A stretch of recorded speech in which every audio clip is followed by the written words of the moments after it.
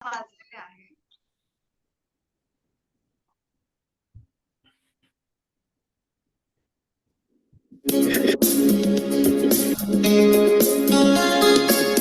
ग्रंथ हवे मज, ग्रंथ हवे तुझ, ग्रंथ हवे मज, ग्रंथ हवे तुझ, ग्रंथ पोचवू घरोघरी, ग्रंथ पोचवू घरोघरी, ग्रंथ तुमच्या दारी आले, ग्रंथ तुमच्या दारी आले, ग्रंथ तुमच्या दारी.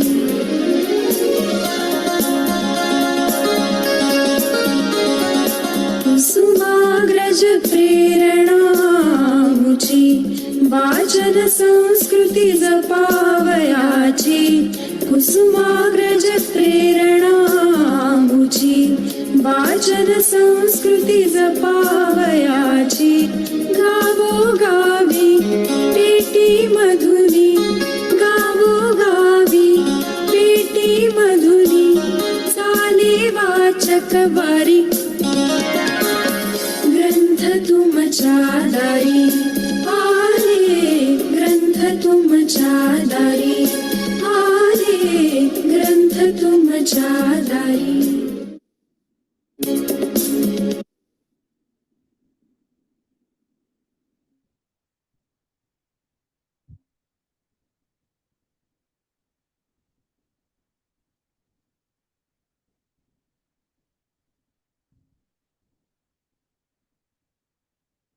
नमस्कार. मी श्वेता सचिन पोरवाल, ग्रंथ तुमच्या दारी युई समितीची 2023 ची मुख्य समन्वयिका आपणा सर्वांचं सहर्ष स्वागत करत आहे. आपणा सर्वांना नवीन वर्षाच्या हार्दिक हार्दिक शुभेच्छा. श्री विनायक रानडे यांनी 2009 साली सुरू केलेली ही योजना ग्रंथ तुमच्या दारी नाशिक पुरती मर्यादित न राहता जगभरात पसरली. नाशिक शहरात कुसुमाग्रज प्रतिष्ठानच्या प्रेरणेने सुरू झालेला हा उपक्रम आता Australia, Japan, Singapore, London, America अशा अनेक देशांमध्ये राबवला जातो. महाराष्ट्रात देखील ग्रंथाच्या पेट्या शाळांमध्ये, हॉस्पिटलमध्ये, तुरुंगात देखील उपलब्ध आहेत. आज 3 कोटींच्या वर ग्रंथसंपदा वाचकांसाठी अनेक ठिकाणी उपलब्ध आहे. हा उपक्रम भारताबाहेर प्रथमच 2014 साली UAE येऊन पोहोचला. ग्रंथ तुमच्या दारी ही संस्था UAE मध्ये वाचन संस्कृती वाढवण्याबरोबरच त्यासाठी अनेक पूरक कार्यक्रम करत असते, ज्याची झलक आत्ताच आपण चित्रफितीमध्ये पाहिली. मोठमोठ्या लेखकांच्या मुलाखती, पुस्तक परीक्षणं, लहानांसाठी त्यांना उपयुक्त अशा कार्यशाळा, उन्हाळी शिबिरं, सत्र यांचे आयोजन ग्रंथ तुमच्या दारी करत असते. या सर्व उपक्रमांची माहिती तुम्हाला आमच्या फेसबुक पेजवर आणि ब्लॉगवर मिळेलच. त्याची लिंक आम्ही चॅट बॉक्समध्ये देणार आहोत. स्वातंत्र्याचा अमृत महोत्सव आम्ही पुस्तक परीक्षण उपक्रम राबवून साजरा केला. या उपक्रमात ग्रंथपेट्यांमधील 75, तसं पाहिलं तर 80 पुस्तकांची परीक्षणं आम्ही 26 जानेवारी ते 15 ऑगस्ट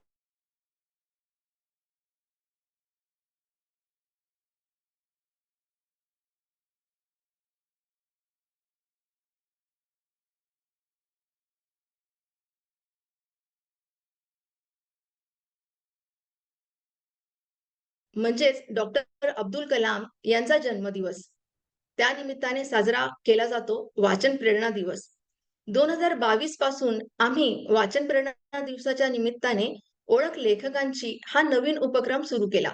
त्याच मालिकेतील आजचा 10वा भाग. मुलाखतीच्या शेवटी आपण प्रेक्षकांचे प्रश्न घेणार आहोत. जर आपल्याला कुठले प्रश्न विचारायचे असतील तर ते अखेरीस चॅट बॉक्समध्ये लिहून कळवा किंवा हँड रेज करा. तुम्हाला अनम्यूट करून प्रश्न विचारण्याची संधी दिली जाईल. मुलाखतींच्या दरम्यान मात्र आपला माईक म्यूट ठेवा. नुकत्याच झालेल्या बालदिनाचे औचित्य साधत आज आपल्या भेटीला सुप्रसिद्ध लेखिका दीपा देशमुख आलेल्या आहेत. थोरा मोठ्यांचे चरित्र बालवाचकांना आवडेल, रुचेल अशा पद्धतीने मांडून पुस्तकं लिहिणाऱ्या जिनियस अशा लेखिका दीपा देशमुख यांची विस्तृत ओळख करून देण्यासाठी मी आमंत्रित करत आहे आमच्या डिस्कव्हरी गार्डन येथील समन्वयिका सौ प्रज्ञा शिरसाट यांना.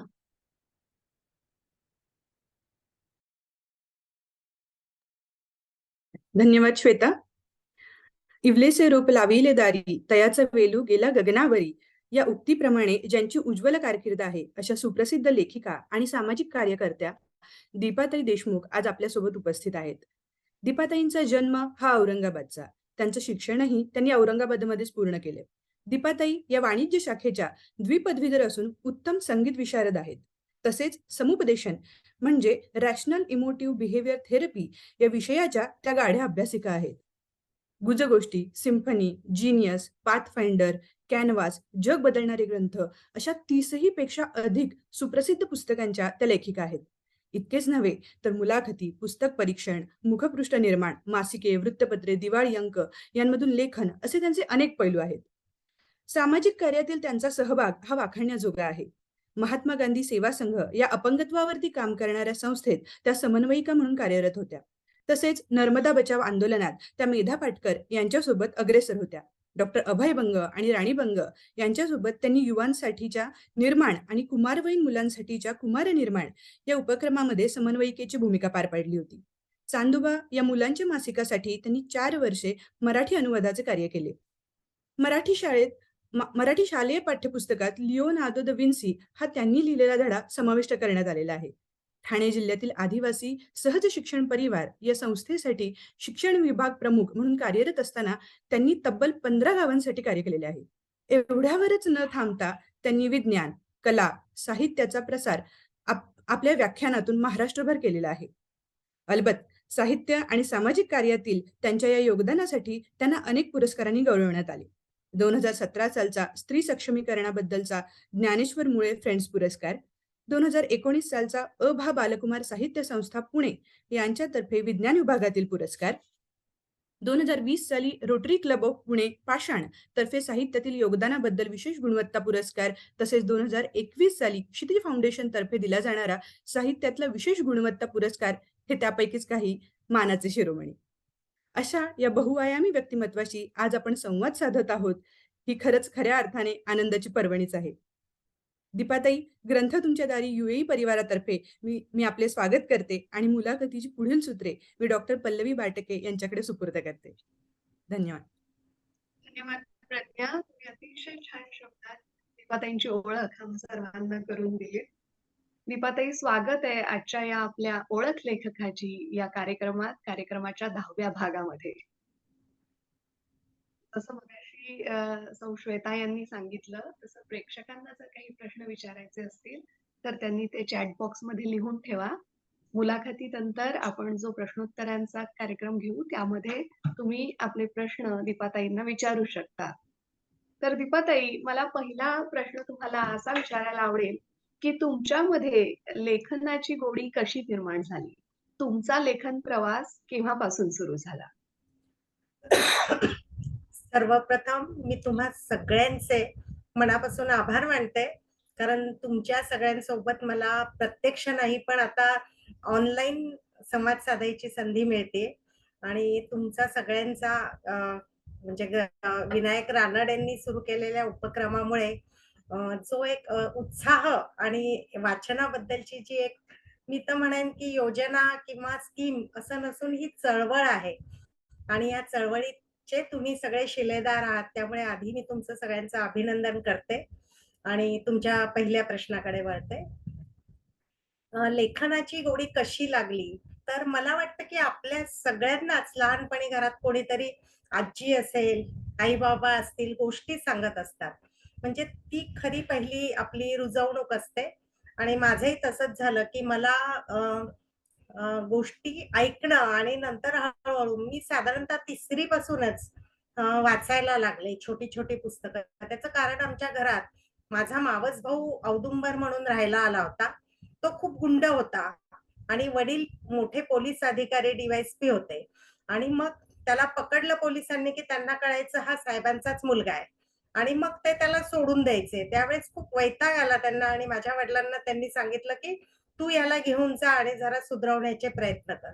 म्हणून त्या औदुंबरला, म्हणजे तो असा चित्रपटात कसा कादर खान, अमरीश पुरी असे असतात तसा दिसायला होता, धिप्पाड उंचापुरा, आणि लोक घाबरतील असा. शिक्षण मध्येच सोडून दिलेलं. वडील त्याला घेऊन आले आणि ते माय मरो मावशी जगो प्रमाणे माझ्या आईनी त्याला खूप 4 समजुतीच्या गोष्टी सांगितल्या आणि वडिलांनी खूप पुस्तकं आणली घरी विकत. म्हणजे त्यात दिवाळी अंक होते, अनेक पुस्तकं होती आणि फिरतं वाचनालय म्हणू आपण. तसं त्यांनी सायकलवर 2 पिशव्या घेऊन जायच्या. वडिलांच्या ओळखीचे सगळे लोकं यादी दिलेली होती आणि त्यांनी फिरून सदस्य बनवायचे आणि एक आठवड्यातनं 2दा त्यांची बदलवून द्यायची पुस्तकं. असं ते त्यांनी बिझी राहावं आणि चांगल्या कामात गुंतावं म्हणून त्यांनी ठरवलं आणि ते अंमलात आणलं होतं वडिलांनी. तर त्यावेळेस घरात जी पुस्तकं होती, तर ती बघायची आणि मग कळो न कळो म्हणजे मला आठवतं, की मी अगदी 3री-4थीत चंद्रकांत काकोडकर म्हणून एक लेखक होते. अतिशय म्हणजे काय म्हणतो ना आपण चावट साहित्य. तर तसं ते लिहायचे आणि मला काय कळतं त्या वयात म्हणजे त्याच्यामध्ये चुंबन हा शब्द होता. मला काही केल्या चुंबन याचा गाल आरक्त झाले, चुंबन घेतलं असे ते वाक्य होते आणि काही कळत नव्हतं. विचारायचं कोणाला? तर मग जेव्हा 3री माझ्या मामाची रंगीत गाडी हो, तिला खिल्लाऱ्या बैलांची जोडी हो, अशी कविता होती आणि शेवटी माझे आजोबा चुंबन घेती हो, तेव्हा त्याचा अर्थ लागला. तर थोडक्यात सांगायचं काय, की छोट्या मुलांची पुस्तकं कुठली, मोठ्यांची कुठली हे काय मला कळत नव्हतं. पण जे हातात आलं ते वाचायचं आणि त्यामुळे वाचनाची गोडी लागली आणि मला असं वाटतं, की चांगला लेखक होण्यासाठी आजूबाजूची परिस्थिती, आपल्या आयुष्यातले अनुभव हे तर येतातच उपयोगी. पण वाचन, आधी चांगला वाचक असू आपण, तर चांगला लेखक होण्यासाठी आपल्याला ते अत्यंत उपयुक्त अशी गोष्ट आहे. कारण मनातल्या भावना चांगल्या रीतीने व्यक्त करायच्या असतील, तर आधी तुम्ही चांगले वाचक असला पाहिजेत. तर तसं मी चांगली वाचक बनत गेले आणि मग मला असं वाटतं, की ते वाचन सुद्धा एकांगी असता कामा नये. त्यामुळे मी बऱ्यांची पुस्तकं वाचत होते, की ज्याच्यात उडता गालिचा होता, जादूचे प्रयोग होते, शोधकथा होत्या, चातुर्य कथा होत्या, फसव्या गोष्टी होत्या. दक्षतासारखं मासिक होतं, की पोलिसी तपास, गुन्हेगार शोधा. त्यामुळे मी आजही मला शम्स ताहिर खानचं क्राईम पेट्रोल सतर्क हे बघायला खूप आवडतं. कारण त्यातलं वातावरण आणि त्या सत्यकथा ज्या रीतीनं मांडलेल्या असतात, तर त्यामुळे ते कसे शोध लावलेत पोलिसांनी हे बघायला आजही आवडतं. वैचारिक लिखाणही आवडतं कारण त्यामुळे आपल्या मनाची मशागत होते असं मला वाटतं. त्यामुळे कुठलाही विषय वर्ज न करता आपण सगळ्या प्रकारचं वाचन केलं पाहिजे असं हळू टप्प्यानुसार जसं वय वाढतं तसं म्हणजे लहानपणी जादूच्या कथा असतील, तर थोडं शालेय वयात नारायण धारप, रत्नाकर मतकरी, सुहास शिरवाळकर असे येत गेले. मग 10वी-11वीत वपू काळेंनी सगळा तो प्रभाव सोडला. पार्टनर सगळ्यांनीच वाचलेली असेलच आपण. मग कॉलेजमध्ये गेल्यावर अर्थशास्त्र किंवा वैज्ञानिक आवडायला लागले.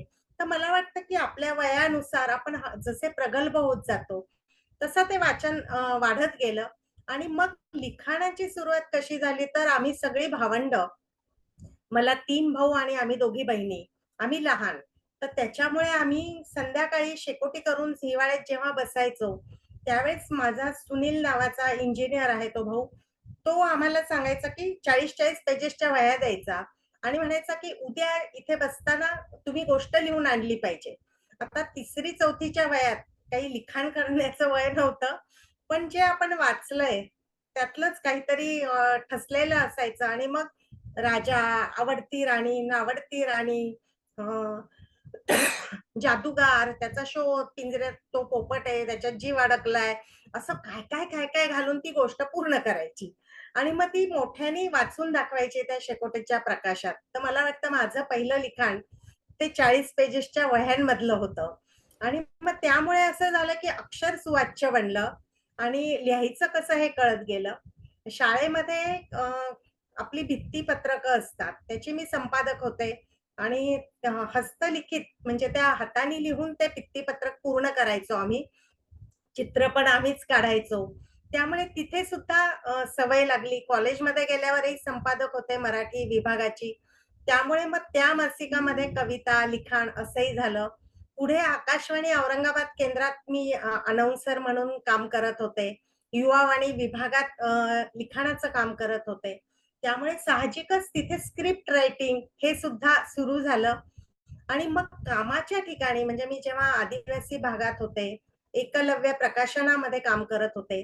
तर त्यामुळे सतत लिखाण हे माझ्याकडनं होत होतं आणि मला सुरुवातीपासून म्हणजे जे आपले सरकारी दस्तावेज असतात किंवा ती पत्र पण असतात किंवा बँकेचे फॉर्म असतात, इतके रुक्ष आणि कोरडे असतात, की मला ते काही केलं आवडायचं नाही. Report writing. तर मी माझ्या पद्धतीने लिहायची.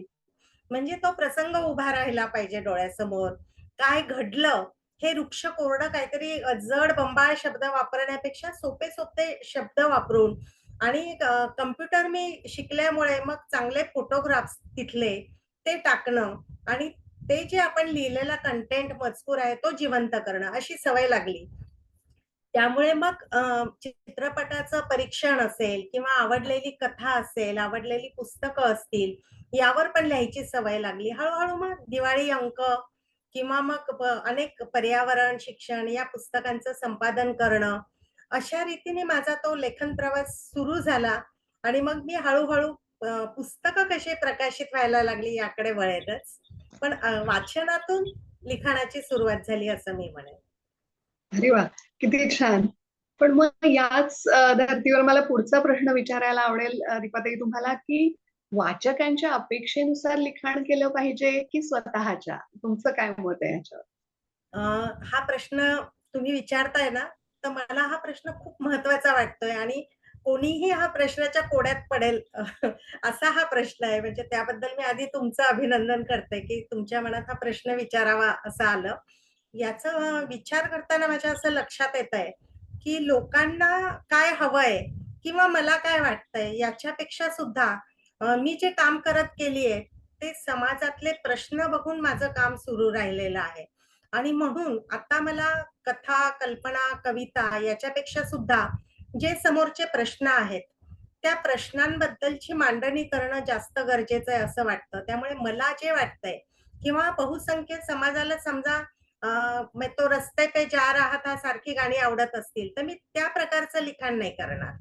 मी वैज्ञानिक दृष्टिकोन जपणारं, स्त्री-पुरुष समता मांडणारं, अंधश्रद्धेच्या विरोधात भाष्य करणारं, कलेतलं सौंदर्य दाखवणारं आणि सामाजिक समता जपणारं, त्या चळवळींची माहिती, जगाच्या कानाकोपऱ्यात चांगलं काय चाललंय हे सांगणारी माहिती असेल तर, असं लिखाण करायला मला जास्त आवडेल. जे की मला काय वाटतं किंवा समोरच्याला काय वाटतं, यापेक्षा गरजेचं काय आहे, असं मला आवडेल. आणि मी तशा प्रकारचाच प्रयत्न करतेय आजपर्यंत. होय, आम्ही तुमची पुस्तकं वाचली आहेत आणि एकसे एक सुंदर पुस्तकं आहेत आणि त्याच्यातनं बरीच छान माहिती मिळतेय. तर असंच आपलं एक पुस्तक आहे कॅनव्हास, ज्याच्यामध्ये आपण जगविख्यात जे काही शिल्पकार आहेत किंवा जे काही चित्रकार आहेत, त्यांच्या जीवन प्रवासाबद्दल मांडलेलं आहे, त्यांची माहिती दिलेली आहे. पण हे पुस्तक लिहिताना याच व्यक्तींना घ्यावं, असा कुठला वेगळेपणा तुम्हाला त्यांच्यात जाणवला? कॅनव्हास लिहिताना 2 गोष्टी समोर होत्या, की भारतीय चित्रकार आणि शिल्पकार यांच्याबद्दल लिहायचं. म्हणजे कुठलंही पुस्तक लिहिताना आपल्याला आपला फोकस आधी नक्की करावा लागतो.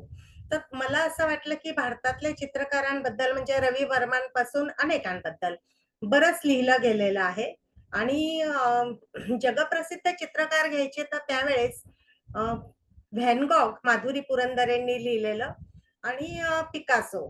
तर या 2 पुस्तका व्यतिरिक्त जास्त पुस्तकं मराठीतनं आलेली नव्हती त्यावेळेस, कॅनव्हास लिहिलं त्यावेळेस. आणि जरी होती काही, तर ती 1-2 पानात त्यांच्याबद्दल लिहिलेलं होतं. म्हणून आपण जागतिक दर्जाची अ, जी चित्रकार आणि शिल्पकार मंडळी आहेत त्यावर लिहावं असं नक्की केलं. आणि ते लिहिल्यावर यादी शोधायला सुरुवात केली. माझा सगळ्या पुस्तकांचा प्रवास हा शून्यातून आहे. म्हणजे मला आधी काहीही माहीत नसतं. मला खरोखर व्हॅन गॉग आणि पिकासो शिवाय कोणीही माहीत नव्हते.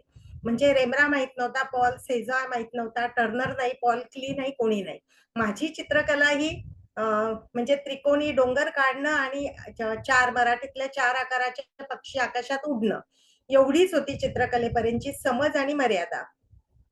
पण जेव्हा म्हणजे विकिपीडिया कामाला आलं आणि मग त्यावेळेस जेव्हा जगभरातले चित्रकार आणि शिल्पकार शोधले, त्यावेळेस ती यादी खूप मोठी होत गेली. 50-60च्या वर होत गेली. पण पुस्तकाचा आकार आपल्याला किती ठेवायचा आहे, तर 550 ते 600 पानाच्या वर नाही गेला पाहिजे. तर या विचारानं मग एका चित्रकारावरचं 10-20 पानं लिहिली आपण समजा, तर मग किती चित्रकार बसू शकतील याचा अंदाज घेत, मग एक महत्त्वाचे 9 चित्रकार आणि शिल्पकार नक्की केले. आता हे नक्की कसे केले, तर ज्यांचं आयुष्य अतिशय संघर्षामधून गेलेलं आहे, अतिशय चढ-उतार ज्यांनी, कारण आपल्याला सुद्धा सगळं छान-छान चाललंय अशा गोष्टी आवडतात का? तर नाही आवडत आपल्याला. म्हणजे आपल्याला काहीतरी त्यांच्या आयुष्यात उलथापालथ झालेली असेल, तर ती जास्त भावते. कारण आपण त्याच्यातनं काहीतरी वेचत असतो. आपल्या संकटकाळी सुद्धा मोटिव्हेशन किंवा प्रेरणा देणाऱ्या त्या व्यक्ती असतात. म्हणून मग अशा व्यक्ती मला निवडायच्या होत्या, की ज्यांचं आयुष्य संघर्षाने भरलेलं आहे. बरं, फक्त आयुष्य संघर्षाने भरलेलं असून चालत नाही, तर त्यांचं जे काम आहे, म्हणजे चित्रकलेची आणि शिल्पकलेची जी कारकीर्द आहे, तो प्रवास आहे, तो वेगळा का आहे? तर म्हणून मग हे वाचन करताना त्यातले काही गळून गेले आणि काही नक्की झाले. कारण यातला प्रत्येक चित्रकार जर तुम्ही बघाल तर याची वैशिष्ट्य वेगळी आहेत, की टर्नर हा निसर्ग चित्र काढणारा आहे आणि तो म्हणतो, की म्हणजे तो जेव्हा जातो निसर्गात, त्यावेळेस जसा निसर्ग आहे तशी चित्र त्यांनी काढलेली आहेत. पण साल्वादोर दाली जो आहे, तो ॲब्स्ट्रॅक्ट चित्रकला काढणारा आहे आणि तो म्हणतो, की माझ्या अंतर्मनात जे चाललेलं आहे, ते जसं दिसतंय तसं दाखवतंय. तर तुम्ही जे चाललंय ते ओळखा. किंवा व्हॅन गॉगच्या चित्रामध्ये आपल्याला पिवळा रंग खूप जास्ती दिसतो. तो का दिसतो? त्याच्या मागची कारणं काय आहे? त्याची मानसिकता काय आहे? त्याचे स्ट्रोक्स कसे आहेत? तर ही अतिशय छान पद्धतीने, सोप्या पद्धतीने लिहावं आणि लोकांना चित्रकलेचा सुद्धा प्रवास कळला पाहिजे. पण त्याचबरोबर माझं नेहमी असं म्हणणं असतं, की तुम्ही किती मोठे सायंटिस्ट आहात, किती मोठे कार्यकर्ते आहात, किती मोठ्या पदावर आहात, याच्यापेक्षाही तुम्ही माणूस म्हणून कसे आहात? हे मला खूप महत्वाचं वाटतं आणि म्हणूनच हे हे सगळे जे चित्रकार, शिल्पकार आहेत ना, हे माणूस म्हणून कसे होते आणि त्यांची कशी उपेक्षा झाली, हे सगळं करताना म्हणजे तुलूस-लॉटरेक सारखा चित्रकार, की जेव्हा त्याच्या वाटेला अपंगत्व येतं आणि त्याच्यात म्हणजे काय म्हणतो, ज्यांनी जन्म दिला, असे वडील किती तुच्छतेने आणि तिरस्काराने त्याच्याकडे बघतायत. त्याच्या त्या कोवळ्या मनावर किती आघात झाले असतील. म्हणजे तरुण वयात, की कोणी त्याला जवळ तर करतच नाहीये, पण वेश्या सुद्धा त्याच्याकडे बघून तुच्छतेने हसतायत. अशा वेळेस त्याच्यातल्या अंतर्मनातून जी उर्मी येते आणि ती चित्र बाहेर पडतायत, तर ती कशा प्रकारची आहेत? तर हा प्रत्येक चित्रकार कॅनव्हास मधला शिकवून गेला. म्हणजे आधी पिकासोबद्दल माझे अनेक गैरसमज होते. पण पिकासोचं चरित्र अभ्यासताना असं लक्षात आलं, की अरे या माणसाने केवढं मोठं भव्य-दिव्य काम करून ठेवलंय. म्हणजे असं म्हटलं जातं, की पिकासोची चित्र जर एकावर एक ठेवली तर आयफेल टॉवरच्या वर जातील, इतकं त्यांनी काम करून ठेवलेलं आहे. आणि आज आपण शाळेत जे बघतो, की कोलाज, तर कोलाजचा पुरस्कर्ता सुद्धा पिकासो होता. म्हणजे त्यांनी कुठलाही असा एक प्रांत सोडला नाही. म्हणजे ॲब्स्ट्रॅक्ट असेल किंवा वास्तववादी चित्र असतील, कुठलीही चित्र असू दे, तो प्रयोग करत राहिलेला आहे. आणि तो म्हणायचा सुद्धा, की माझं आत्मचरित्र म्हणजे माझं काम हेच माझं आत्मचरित्र आहे. तर हे अशी लोकं भेटल्यावर मला असं वाटतं, की ते माणूस म्हणून आधी आपले मित्र होतात वाचता-वाचता आणि मग मित्रांबद्दल सांगायला आपल्याला खूप भरभरून सांगता येतं. आणि म्हणून मी असं म्हणेन तुमच्या प्रश्नाकडे परत आहे, की हे निवडताना त्यांचं आयुष्य, त्यांचा संघर्ष, त्यातले चढ-उतार आणि त्यांनी चित्रकलेमध्ये केलेली अप्रतिम अशी कामगिरी. कारण तुम्ही कॅनव्हासमधले प्रत्येक चित्रकार वाचा, प्रत्येकाचं काहीतरी वेगळं म्हणणं आहे. म्हणजे कोणी म्हणतं, की मला दिसलं तसं चित्र मी मांडेन. तर कोणी म्हणतं, की माझ्या मनात जे आहे ते चित्र तुम्ही ओळखा, तसं मी मांडेन. तर हे वेगवेगळ्या प्रकारे केलेलं त्यांचं जे काम आहे, तर मला वाटतं, की ते या पुस्तकासाठी कारणीभूत ठरलं. खूप छान एक वाक्य तुम्ही आता सांगितलं दीपाताई, की आपण कुठल्याही मोठ्या पदावर असलो, तरी माणूस म्हणून आपण किती चांगले आहोत हे आयुष्यात खूप महत्वाचं असतं. खूप छान वाटलं ऐकून. याच्यासारखंच अजून एक पुस्तक आपलं, जी संगीतप्रेमी वाचकांसाठी पर्वणीच म्हणायला पाहिजे आणि ते म्हणजे सिम्फनी. जे जगप्रसिद्ध संगीतकार, गायकांवर आधारित आहे. त्यांच्या जीवन प्रवासाबद्दल आपण ह्यात लिहिलंय. आपणां सगळ्यांनाच माहिती आहे, की संगीत हे एक मेडिटेशन आहे. आपणही संगीत विशारद आहात. तर दीपाताई, आपल्या आयुष्यामध्ये संगीत खऱ्या अर्थानं केव्हा आलं? अगदी लहानपणी माझी आई ना मला असं वाटतं काळाच्या आधी जन्म घेतला तिने. कारण ती म्हणजे एका थोडंसं कर्मठ घराण्यात म्हणू आपण जन्म झाला. पण तिला अशी प्रत्येक कलेची, प्रत्येक गोष्टीची आवड होती आणि ती खरं तर लग्न झालं तेव्हा 15-16 वर्षाची होती आणि नंतर तिने म्हणजे आपलं काय एस-एस-सी पूर्ण केलं, अनेक गोष्टी केल्या तिने. तर ती पंडित नाथराव नेरळकर म्हणून आमच्या घरासमोर राहायचे.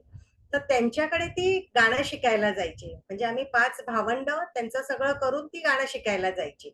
आणि तिला असं वाटायचं, की माझ्या मुलांमध्ये पण ही कला यायला हवी आणि मी तिचं बऱ्यापैकी ऐकायची. त्याच्यामुळे मग तिने मला 3री-4थीत असल्यापासूनच गाण्याचा क्लास लावला होता. तर तिच्यामुळे माझ्यामध्ये सुरुवातीला मला अजिबात आवडायचं नाही. ते आ, ऊ ऐकताना मला झोप यायला लागायची. मी डुलक्या घ्यायची. पण ती मला सोबत वेगवेगळ्या कार्यक्रमांना घेऊन जायची. मला वाटतं, की आधी कान तयार करणं हे तिने काम केलं आणि मग हळू गोडी लागली त्यातल्या म्हणजे त्या रागांचं वैशिष्ट्य असेल, त्या अनेक गोष्टी कळायला लागल्या. तर मग म्हणजे मला भारतीय संगीत हेच माहीत होतं आणि आपल्याला सगळ्यांना चित्रपट संगीताने इतकं मोठं विश्व खुलं करून दिलेलं आहे, की लोकगीतांपासून ते शास्त्रीय गीतांपर्यंत अनेक गीतं आपण ऐकतो, गुणगुणतो. पण मला पाश्चात्य संगीताची ओळख नव्हती फारशी. म्हणजे मला म्हणजे कॅनव्हास सारखा मला फक्त मोझार्ट माहीत होता. तो पण त्याचा एमेडेस चित्रपट होता म्हणून. पण बाकीचे सगळे जे आहेत, ते मला माहिती नव्हते फारसे. बीटल्सचाही गवगवा किंवा त्याचं नाव ऐकलं होतं, पण मी कधी ऐकलं नव्हतं त्यांच्याबद्दल. आणि मग सिम्फनी लिहिताना आधी माझा कॉम्प्युटर पाश्चात्य संगीताने सगळा भरला गेला आणि मग कॅनव्हास सारखंच पुन्हा, की आता आपण प्रत्येकाबद्दल जाणून घेऊया. मग ते पुस्तकांचा शोध, त्यांच्याबद्दलचं वाचन किंवा सिम्फनी म्हणजे काय? किंवा ऑपेरा म्हणजे काय? या सगळ्यातला फरक समजून घेणं, हे सुरू झालं. आणि हे सुरू झाल्यावर लक्षात आलं म्हणजे मी अ, इतकी बुडून जाते, की मी रडायलाही लागते अनेकदा. म्हणजे बीटल्सबद्दल जॉन लेननचं त्याचा जन्म, त्याला मावशीकडे कसं राहावं लागलं आणि त्याच्या आई-वडिलांची प्रेमकथा विशेषतः. ती वाचताना मला पुढे लिहवतच नव्हतं, की काय म्हणजे आपण चित्रपटात बघतो, पण प्रत्यक्ष आयुष्यात असं घडू कसं शकतं? आणि त्या मुलाचं घडणं म्हणजे एक किशोरवयीन वयात त्या मुलांचा जो बँड होता, तर त्यामुळे मग ते जवळचे वाटायला लागले खूप. तसंच बिथोवनचं आहे, की ठार बहिरा झाल्यावर सुद्धा, की तो ज्या रीतीनं त्याची 25 नंबरची सिम्फनी हे करतो आणि आज जपान काय चीनमध्ये, जपानमध्ये तर नवीन वर्षाच्या सुरुवातीला त्याची सिम्फनी वाजवली जाते आणि महायुद्धाच्या काळात सैनिकांना प्रेरणा मिळावी म्हणून त्याची सिम्फनी वाजवली जायची. पण त्यांनी ते कधीही बंद केलं नाही. चीनमध्ये तर शहरा-शहरात त्याचे पुतळे आहेत आणि हा बिथोवन असा, की ज्याची सुद्धा प्रेमकथा तो मृत्यू पावल्यावर जगाला कळाली. म्हणजे जिवंत असेपर्यंत त्याची प्रेम कहाणी का कळू दिली नसेल? म्हणजे हे जे आपल्या मनात प्रश्न तयार होतो त्याचं उत्तर सिम्फनीमध्ये मिळतं. तर बिथोवन असेल, मोझार्ट असेल, तर मोझार्टमध्ये तर लहान वयामध्ये इतकं मोठं भरीव काम केलेला संगीतकार, पण किती कट कारस्थानं करणारे, छळणारी माणसं असतात, असूया बाळगणारी आणि त्याचा मृत्यू कशा रीतीनं होऊ शकतो, हे सगळं बघून आपल्याला माणूस असण्याची लाज वाटेल, अ, असं मोझार्टचं आयुष्य बघून वाटतं. किंवा मिरियम मकेबा नावाची सिम्फनीमध्ये एक कृष्णवर्णीय महिला आहे, गायिका आहे. तिचं आयुष्य तर कुठल्याही स्त्रीने वाचलंच पाहिजे. त्यासाठी सिम्फनी वाचायला पाहिजे, की एक तर स्त्री म्हणजे उपेक्षा आलीच आणि दुसरं म्हणजे कृष्णवर्णीय म्हणजे आणखीन उपेक्षा आणि तिच्या म्हणजे सगळ्या बंडखोरीसाठी किंवा अनेक गोष्टींना दूर करून तो अन्याय दूर करून ती कशी मोठी होत गेली आणि तिने समतेचे बंडखोरीचे गाणे कशी गायली. म्हणजे आज आपला फिडेल कॅस्ट्रो असेल किंवा नेल्सन मंडेला असतील, यांनी सुद्धा तिची वाखाणणी कशी केली अशी ती मिरियम मकेबा तिचा पर्सनल आयुष्याचा तो सगळा प्रवास आहे आणि ममा जगभर आफ्रिका. ती ममा आफ्रिका म्हणून ओळखली जाते. तर तिच्याबद्दल सुद्धा म्हणजे आदर वाटायला लागतो, की अरे ही पण अशी होती किंवा एल्विस प्रिस्ले आहे.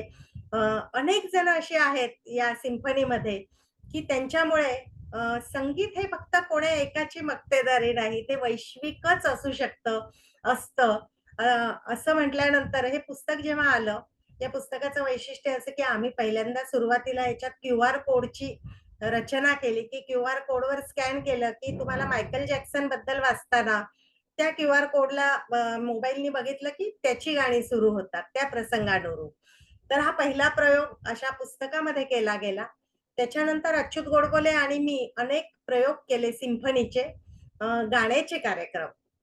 कारण ते पण गाण्यातले तानसेन आहेत आणि आम्ही असे कार्यक्रम केले, की ज्या पाश्चात्य संगीतकारांचा म्हणजे एल्विस प्रिस्ले पासून ते मोझार्ट, बिथोवन पर्यंत ज्यांच्या संगीताची मोहिनी आपल्या भारतीय संगीतकारांवर पडली. त्याच्यामध्ये कोणी सुद्धा सुटलेलं नाही. म्हणजे एस.डी. बर्मन, ओ.पी. नय्यर पासून सगळे आहेत. तर याला मी काहीतरी त्यांनी कशी चोरी केली, कशी नक्कल केली असं नाही म्हणणार. कारण मनात घोळणारं ते गाणं आपण जेव्हा दूरच करू शकत नाही, ते संगीत, तेव्हा आपल्या कामावर त्याचा प्रभाव पडतो. तर अशी कुठली गाणी आहेत, तर ती गाणी घेऊन पण ही गाणी कशी आहेत आपले सलील चौधरी पासून, शंकर जयकिशन पासून या सगळ्यांनी केलं काय, की ती गाणी जी आहेत, तर त्याचा मुखडा म्हणूया ध्रुवपदापर्यंतचा तो प्रभाव त्यांच्यावर आहे.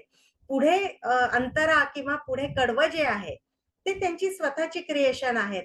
तर अशा गाण्यांवर आम्ही कार्यक्रम सादर करायचो 1.5 तास. तर त्यामुळे सिम्फनीने मला असं वाटतं, की आपण जे लिहिलं त्याच्यात आपल्यालाच हे जगभरातले संगीतकार, गायक त्यांच्या आयुष्यातनं किती मोठ्या गोष्टी शिकवतात आणि आपलं सगळं आयुष्य म्हणजे सिम्फनी लिहिताना तर लक्षात आलं, जसं कॅनव्हासच्या वेळेस आलं होतं, की सिम्फनीने हे शिकवलं, की किती छोट्या-छोट्या गोष्टी असतात ज्याच्यात कला दडलेली असते, संगीत असतं, की तुम्ही ते काम कुठल्या लयीत करताय, त्याच्यानुसार त्या कामामधलं सौंदर्य सुद्धा वाढत जातं. तर म्हणजे कांदा कापताना असेल का, दोरीवर कपडे वाळत घालताना असेल, घड्या घालताना असेल कपड्याच्या, की तुम्ही त्याच्यामध्ये एक लय, एक ताल, एक नाद शोधला, तर आयुष्य हे संगीतमय होऊन जातं आणि तुम्हाला कुठल्या सोबतीची गरज राहत नाही, एकाकीपण जाणवत नाही. तर मला वाटतं सिम्फनीचा हा प्रवास अतिशय सुंदर होता आणि ते एक सगळे संगीतकार अर्थातच मला माझे मित्रच वाटतात आजही. खरंच म्हणजे किती सुंदर दृष्टी दिली आहे तुम्ही या सगळ्या पुस्तकांच्या माध्यमातून आम्हाला, की प्रत्येकात एक सौंदर्य दडलेलं आहे. खरंच खूप छान वाटतं ऐकताना. तर जसं तुम्ही स्वतंत्र लेखन केलं, तसंच अच्युत गोडबोले सरांबरोबर तुम्ही सहलेखनही केलेलं आहे त्या पुस्तकांमधून. तर आम्हाला तुमच्या त्या लेखन प्रवासाबद्दल जाणून घ्यायला आवडेल. तुमचे आमचे सुपर हिरो ही मनोविकास बरोबर माझी मालिका आली 7 पुस्तकांची आणि त्यावेळेस ते मला म्हणाले होते, की 2-3 वर्षापासून आम्ही ही मालिका तयार करायचा प्रयत्न करतोय. पण हे कसं पुढे न्यावं हे आम्हाला कळत नाही. तर मी म्हटलं त्यात काय एवढं कठीण?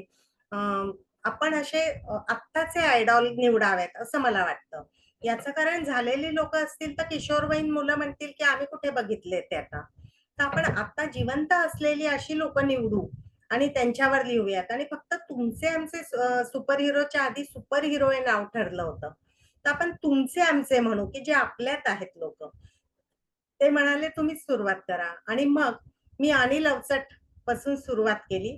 कारण ही सगळी लोकं माझ्या ओळखीची होती, जवळची होती. अनिल अवचट मला मुलगीच मानत होते. त्याच्यामुळे अनिल अवचट, की जो अतिशय मनस्वी माणूस, पण सगळ्या कला येणारा, कुठलीही कला त्याच्या आयुष्यात वर्ज्य नाही असा. डॉक्टर ज्ञानेश्वर मुळे.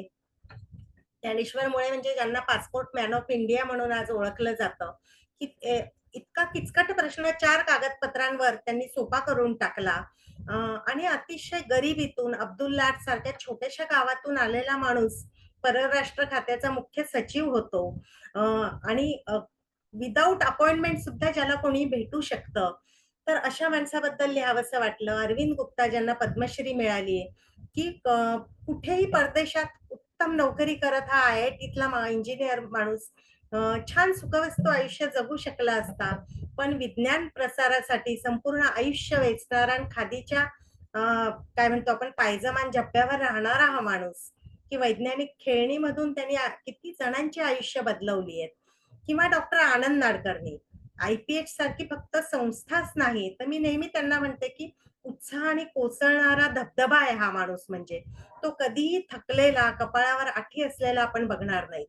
तर याचं काम की ते स्किझोफ्रेनिक लोकांसाठी आहे, ज्येष्ठांसाठी आहे, तरुण मुलांसाठी आहे आणि वेद सारखा उपक्रम, की जो महाराष्ट्रातल्या 11 जिल्ह्यांमध्ये होतो. आणि तरुणाईला दिशा देण्याचं काम हा वेध उपक्रम करतो.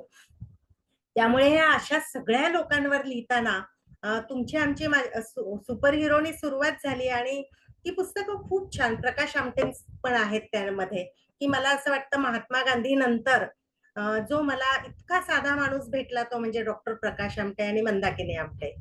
तर ही पुस्तकं प्रसिद्ध झाल्यावर अ, एक दिवस मला अच्युत गोडबोलेंनी विचारलं, की "आपण मिळून लिहायचं का?" तर मी त्यांना म्हटलं, की "हो, लिहूयात." आणि त्यावेळी जीनियस असा विषय घोळत होता त्यांच्या डोक्यात. म्हणजे त्यांना असं वाटत होतं, की अशी लोकं ज्यांनी जग बदलवलंय, जगावर त्यांच्या कामामुळे प्रभाव पडलाय, तर अशा लोकांवर आपण लिहूया. आणि जीनियस म्हणजे मग शास्त्रज्ञ होते आणि माझा शाळेमध्ये सगळ्यात नावडता आणि अवघड विषय म्हणजे गणित आणि विज्ञान. तर गणित आणि विज्ञान मला आवडत नसतानाही मी त्यांच्या होला हो म्हटलं. पण नंतर माझ्या लक्षात आलं, की शास्त्रज्ञ म्हटल्यावर हे 2 विषय येणारच आणि आता आपण कसं करायचं? तर मी त्यांना म्हटलं, की मला नाही येत हे 2 विषय." तर ते म्हणाले, "मग शिक." म्हटलं, "आता कसं शिकू?" तर ते म्हणाले, "मी शिकवतो."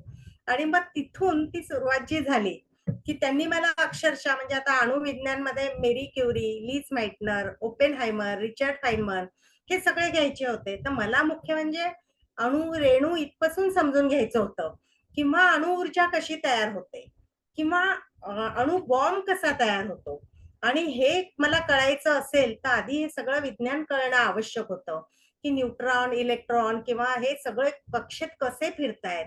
नियंत्रित ऊर्जा झाली तर काय विधायक गोष्टी घडू शकतात किंवा अनियंत्रित झाली तर मग जगावर ते आपण बघतोच हिरोशिमा नागासाकीवरचे परिणाम.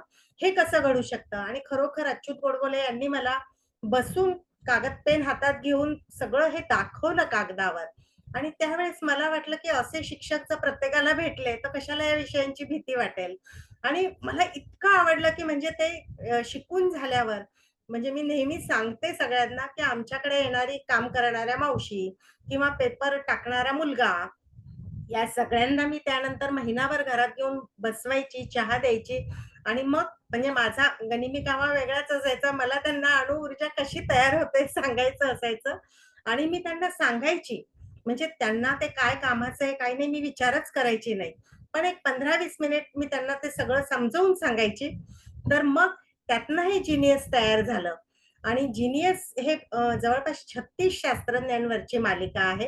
अ, ही मालिका तयार होताना सुद्धा म्हणजे जसं आता गणित, तर गणिताबद्दल मी हे बोलेन, की माझा गणित विषय नावडता. म्हणजे मी शाळेत असताना आम्हाला नेहमी एक उदाहरण असायचं, की एक हौद असतो. त्याची तोटी ही गळकी असते आणि त्याच्या खाली बकेट ठेवलेलं असल्यावर ती बादली किती वेळात पाण्याने भरेल आणि मला नेहमी शाळेत असल्यापासून प्रश्न पडायचा, की ती गळकी तोटी हे लोकं दुरुस्त का नाही करून घेत? कशासाठी असे काहीतरी प्रश्न टाकतात. बरं ठीक आहे, ती तोटी गळकी आहे. तर मग बादली खाली ठेवणाऱ्याला एवढं का कळत नाहीये, की त्या हौदाचं झाकण वर करून त्यात बादली बुडवायची आणि ते पाण्याची बादली खाली आणून ठेवून द्यायची. झालं किती मिनिटात भरेल? 1 मिनिटात. पण ह्या गणिताने माझा पिच्छा सोडला नाही. म्हणजे ब्रह्मराक्षसारखं शिक्षण संपलं तरी मला तो म्हणजे स्वप्नात यायचं त्या हौदाचं उदाहरण. दुसरं म्हणजे कंस.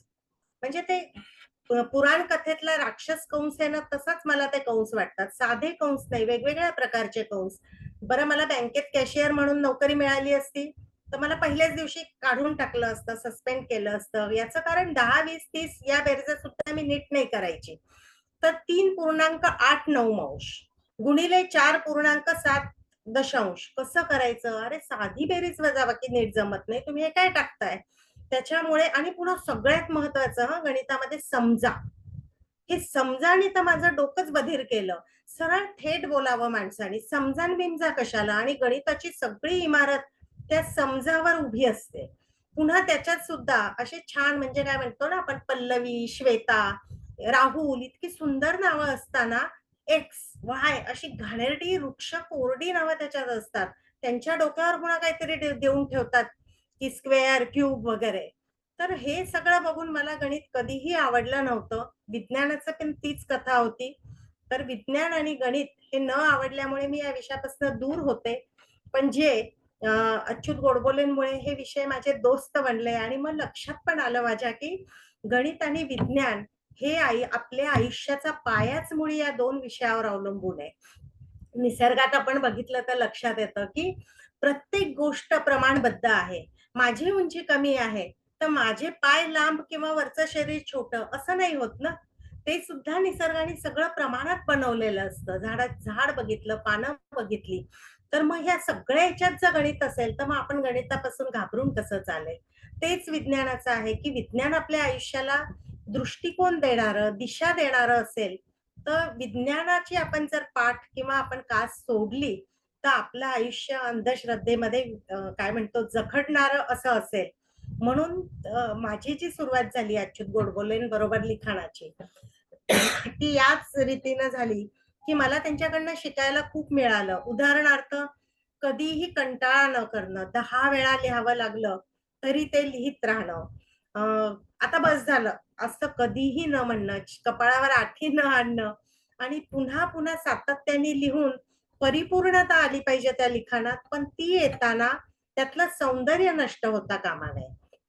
तर या गोष्टी शिकल्यामुळे मला फायदा असा झाला, की जेव्हा मी त्यांचं जे बोट सहलेखनामध्ये धरलेलं होतं, ते सोडून जेव्हा मी चालायला लागले, की जे जे माझं स्वतंत्र लिखाण म्हणजे गुजगोष्टी असेल, पाथफाइंडर्स असेल, नारायण धारप असेल किंवा जग बदलणारे ग्रंथ, यावेळेस कामाला आलं. कारण जग बदलणारे ग्रंथनी महाराष्ट्र शासनाचा 1,00,000चा पुरस्कार प्राप्त केला किंवा पुण्यातली साहित्य परिषद ही अतिशय मानाची संस्था समजली जाते.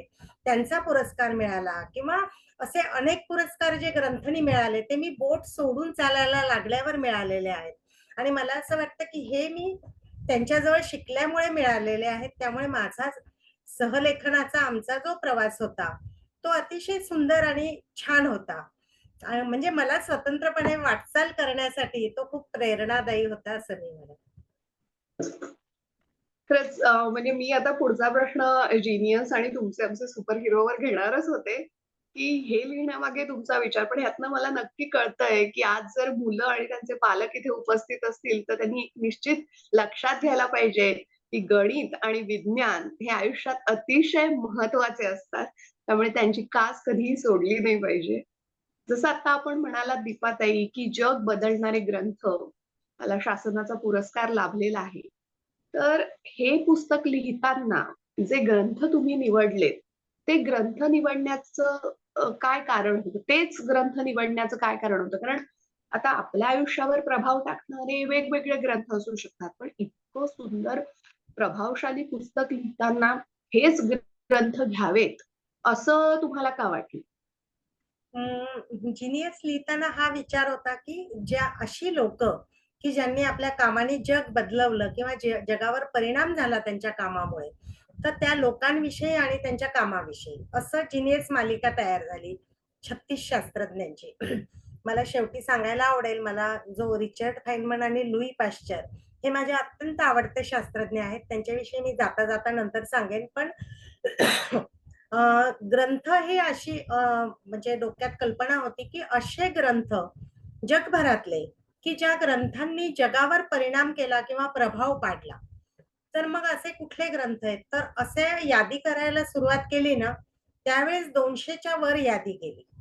आणि मग ती निवडताना तुम्ही म्हणताय तसं ते खूप कठीण काम होतं, की निवडायचे कसे?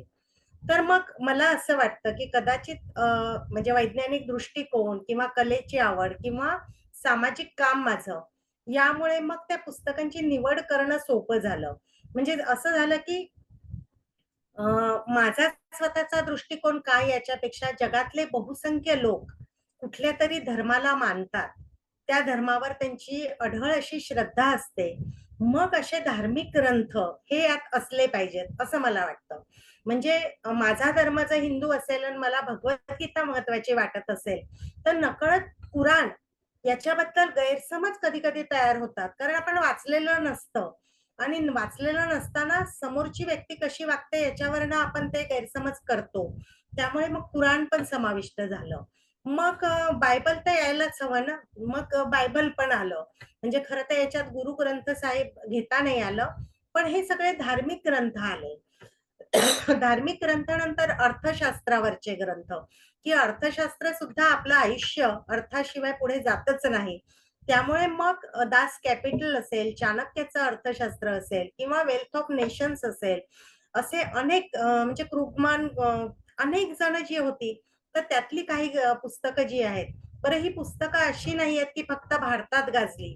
जगभरात यांच्या शेकडो प्रती निघाल्या, अनेक देशांमध्ये भाषांतरं झाली आणि त्यामुळे ही पुस्तकं अतिशय महत्वाची होती. त्यामुळे अर्थशास्त्र सामील झालं. मग नंतर मानव उत्क्रांत कसा झाला? तर उत्क्रांतीवर भाष्य करणारी म्हणजे सेपियन्स पासून अनेक पुस्तकं ती याच्यात सामील झाली. त्याच्यानंतर स्त्रीवादावरची म्हणजे रसेल काय म्हणतोय मॅरेज अँड मॉरल्स मध्ये, किंवा सिमोन द बोवा काय म्हणतीये सेकंड सेक्स मध्ये, किंवा बेट्टी फ्रायडन ही फेमिनाईन मिस्टिक तिचं जे पुस्तक आहे त्यात काय म्हणतीये, तर स्त्रीवादावरची झाली. चरित्र म्हटलं तर मग महात्मा गांधींचं सत्याचे प्रयोग सारखं तर दुसरं पुस्तकच नाहीये, की जो माणूस इतक्या प्रामाणिकपणे आपल्या सगळ्या चुका कबूल करतोय, की आपण आपल्या मनात सुद्धा कधी कधी आपला गिल्ट व्यक्त करायला घाबरतो, असा माणूस. मग सत्याचे प्रयोग, पहिलं आशियातलं नोबेल ज्यांना मिळालं ते रवींद्रनाथ टागोर यांची गीतांजली, हे सामील झालं. आणि मग ही सगळी पुस्तकं जी आहे, किंवा शब्दकोश, आज आपल्याला मोबाईल उघडला की शब्दाचा अर्थ बघता येतो, पण सॅम्युएल जॉन्सननी कशा काळात आणि कशी ती डिक्शनरी तयार केली, की ऑक्सफर्ड डिक्शनरीला सुद्धा तिचा सहारा घ्यावा लागला. ती डिक्शनरी, अशी अनेक पुस्तकं सामील झाली. आणि मग असं वाटलं की अरे आपण म्हणजे यांचे विभाग करावे. सायकोलॉजी मुख्य म्हणजे एरिक फ्रॉमचा आर्ट ऑफ लिव्हिंग किंवा अल्बर्ट एलिसचं रॅशनल इमोटिव्ह बिहेवियरल थेरपी, किंवा फ्रीडम ऑफ अनेक म्हणजे काय म्हणतो आपण बाकीचे पण अनेक सायकोलॉजिस्ट आहेत. तर हे पुस्तकं मग धार्मिक एकीकडे, अर्थशास्त्रावरची एकीकडे, सायकोलॉजीवरची एकीकडे, असं करत आपण भाग पाडावेत का असा विचार मनात आला. पण त्याच वेळेस असं वाटलं की ते कंटाळवाणं होईल, म्हणजे मी अर्थशास्त्र केलं तर कदाचित 2-3 लेख सोडून देईल. असं न करता आपण काळ जर घेतला की सगळ्यात म्हणजे आर्ट ऑफ वॉर हे चीन मधल्या सन सूचं जे पुस्तक आहे, की जे आज मॅनेजमेंटचं बायबल मानलं जातं, तर याच्यामध्ये काय आहे, आणि हे त्या काळात नाही, म्हणजे इतक्या इसवी सणापूर्वी लिहिलेला ग्रंथ जो आहे तो आज म्हणजे गृहिणीपासून ते एखाद्या बिझनेस करणाऱ्याला म्हणजे का उपयुक्त ठरतोय, म्हणजे मॅनेजमेंटमध्ये बायबल ते का समजलं जात आहे, हे ते वाचल्यावर कळालं. म्हणून मग काळाप्रमाणे त्याची रचना करत साधारणतः कॅपिटल पर्यंत तो प्रवास झाला. म्हणजे एक 50 ग्रंथांची निवड अशा रीतीने झाली. आणि हेही पुस्तक लिहिताना म्हणजे ग्रंथ महत्वाचे का आहेत, ज्ञानेश्वरीमध्ये ज्ञानेश्वर काय म्हणतायत, म्हणजे त्यांनी त्याच्यात पुस्तक, किताब, ग्रंथ, लेख याच्याबद्दलचे वेगवेगळे विश्लेषण करून सांगितलंय. आपण सहजगत्या एखाद्या पुस्तकाला पुस्तक म्हणतो, पण या ग्रंथन पुस्तकातला फरक काय आहे, ग्रंथाची जपवणूक कशी करायला पाहिजे, हे सगळं त्यांनी ज्ञानेश्वरीत लिहून ठेवलेलं वाचायला मिळालं.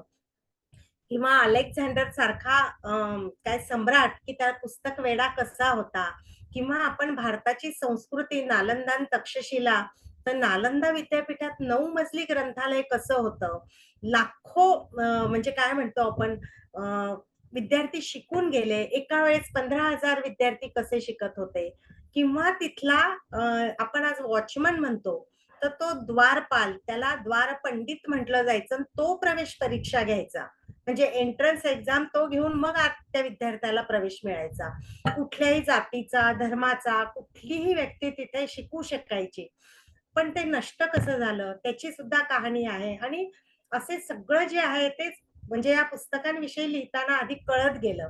आणि मग या पुस्तकांबद्दल लिहिताना मला जिनियस किंवा कॅनव्हास प्रमाणेच की त्या पुस्तकात आहे काय आहे हे सांगणं महत्वाचं वाटलं. पण त्याबरोबर त्याचा लेखन करणारा लेखक जो आहे त्यांनी कसं लिहिलंय ते पुस्तक, त्याच्यावर काय संकट आली, किती चिकाटी होती त्याच्याजवळ, आणि मग त्याचं लेखन कसं झालंय. म्हणजे सॅम्युएल जॉन्सन, आपण थोडस स्टीफन हॉकिंगशी तुलना करूयात त्याची, कारण त्याला जो विकार होता तर तो विकार पण स्नायूंचाच होता.